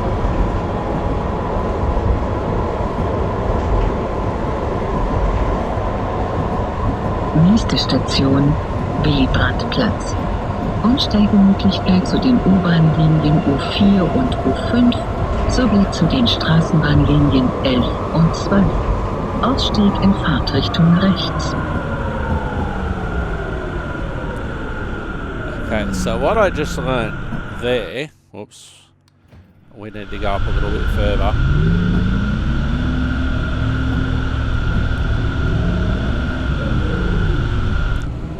What I learned there is if you press Q,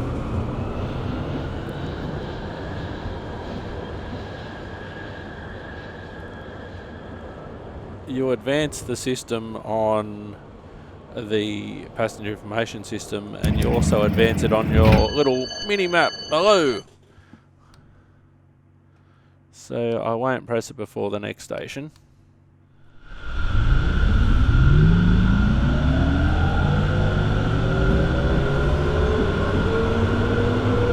So there is a manual available which will give you all the information that you need to download. So you can download the manual, put all the information in, how to start up the train, and there's also a good YouTube video that I watched from Dovetail Games that also shows you the startup procedure and how to put the information into the system. So Frankfurt Tram Simulator, here we come. It's the whole network modelled, so we'll certainly have lots to do. Oops, just need to sort out my braking and my stopping.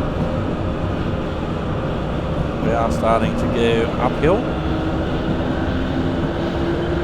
I don't know the system at all, so we are driving actually the same route that we drove last segment. But I thought I'd show you this because I figured out the passenger information system. And if you know me, I'm a big nerd for passenger information.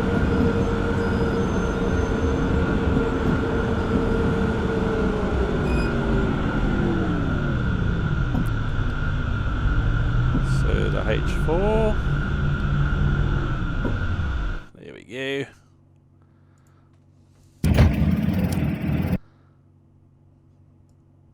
Actually, we'll try... Is that the cap light? No. Oh, maybe you can't turn off all these little spotlights.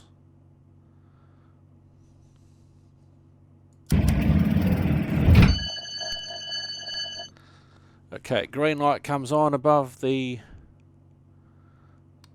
door closed to say that all the doors have closed.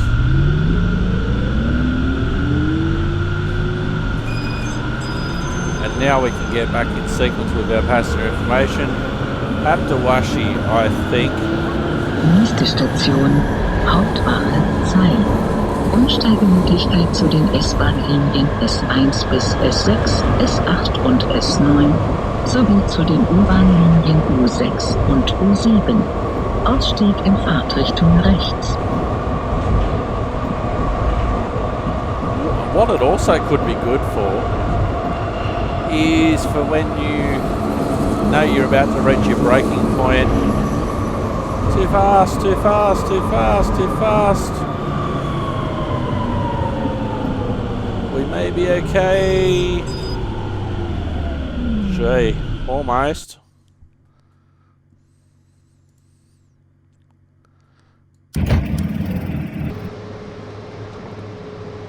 Oh, I actually thought we'd overshot. Oh, look at that! Perfect!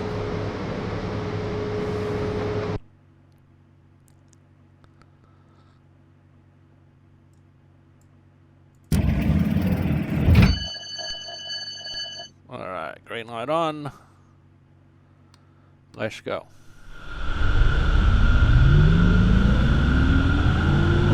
We can almost see the light from the next station from there. Nächste Station, Eschenheimer Tor.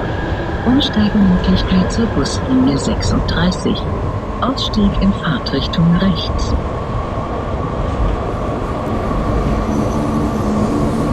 A little bit uphill, but we still need to brake. We seem to bounce around a lot.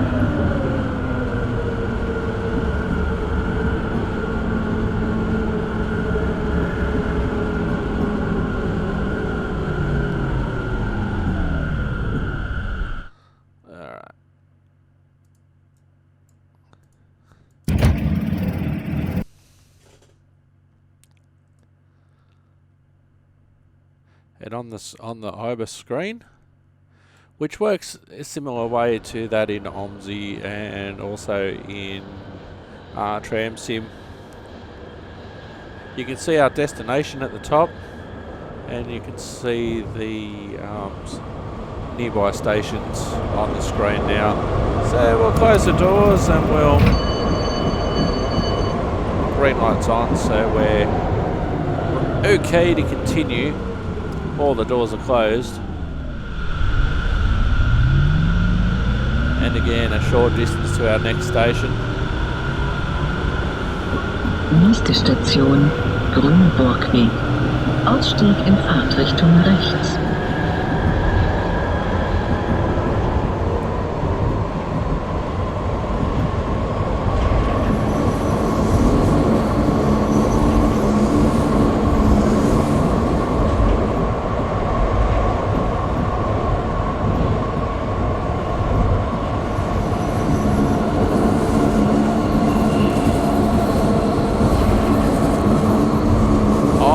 So funky green one. Stop, stop, stop, stop.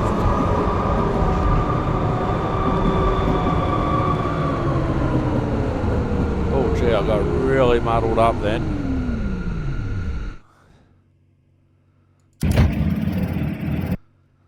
I don't even look to see how far in the tunnel we are. That was bad. Because I was still powering.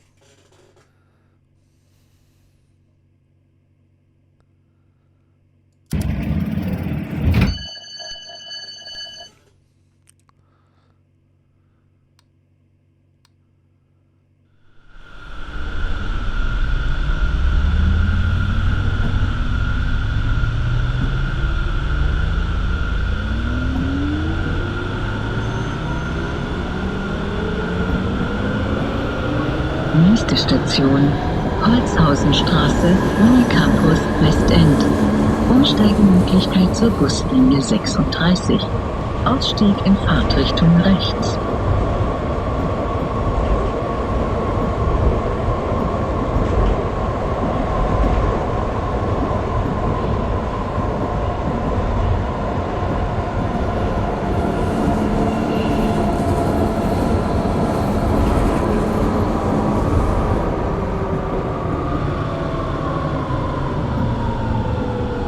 Got excellent brakes, you have to give it that.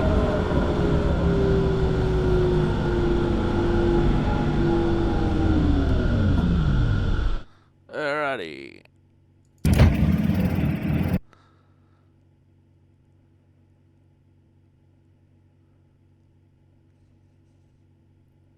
I should also mention that this is a DLC. It is available via Steam. And also via Just Trains. Alright. All I want to do is get into the above ground section.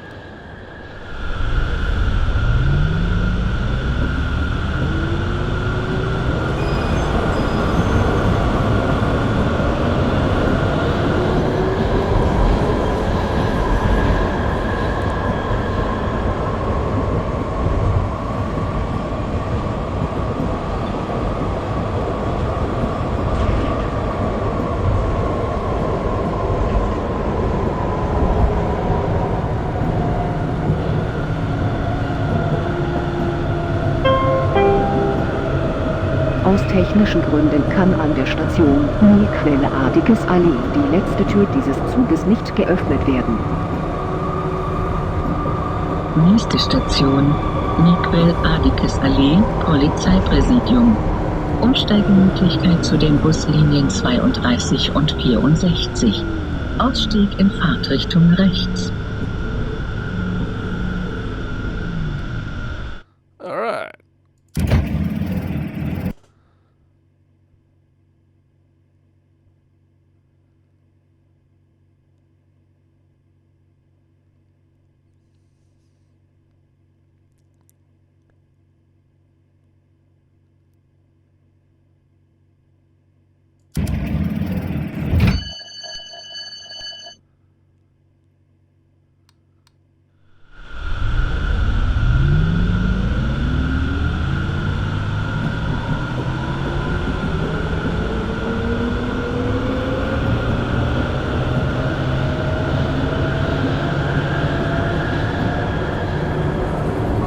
Nächste Station, Dortbusch, Hessischer Rundfunk.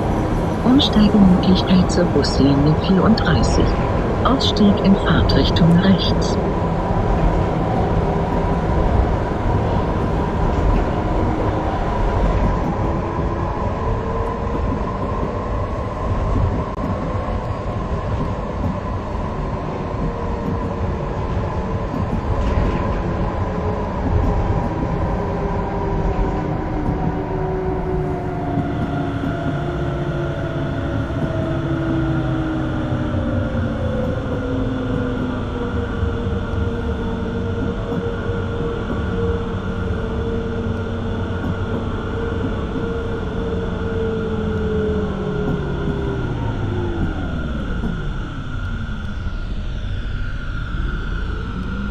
Well, that will do ya.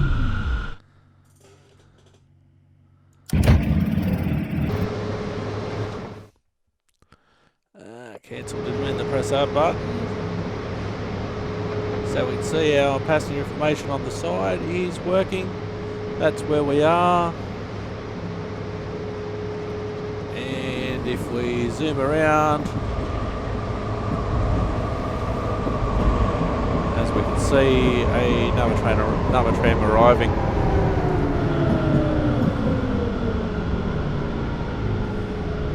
Alright, that's cool. One more stop.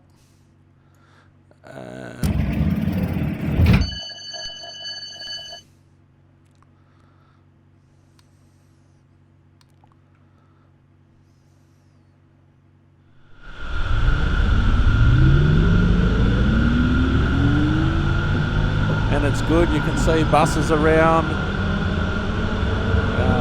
different cars, different trucks. You have to watch the traffic signals as well now, and the tram signals you have to watch. Speeds may be a little bit slower than they were before. Nächste Station, Fritz-Tarnow-Straße. Ausstieg in Fahrtrichtung rechts.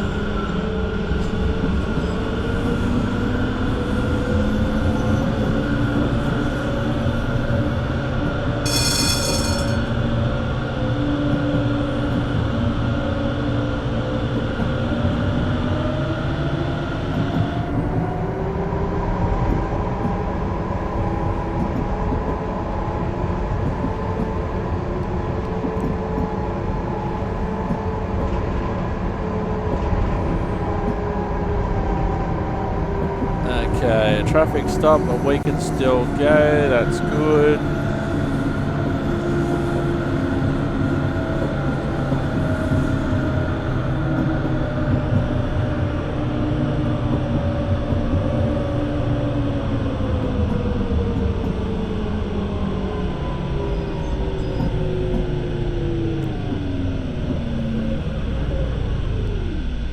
Alright, there we go. We'll let our friendly passengers out.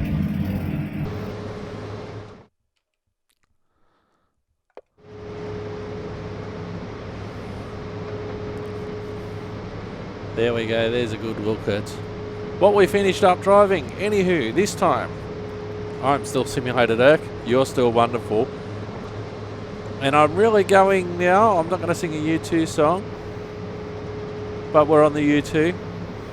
And I'll see you later, thanks for watching, and bye-bye for now. Don't forget to watch out soon for Simulated Irk Frankfurt Tram Simulator. Bye-bye for now.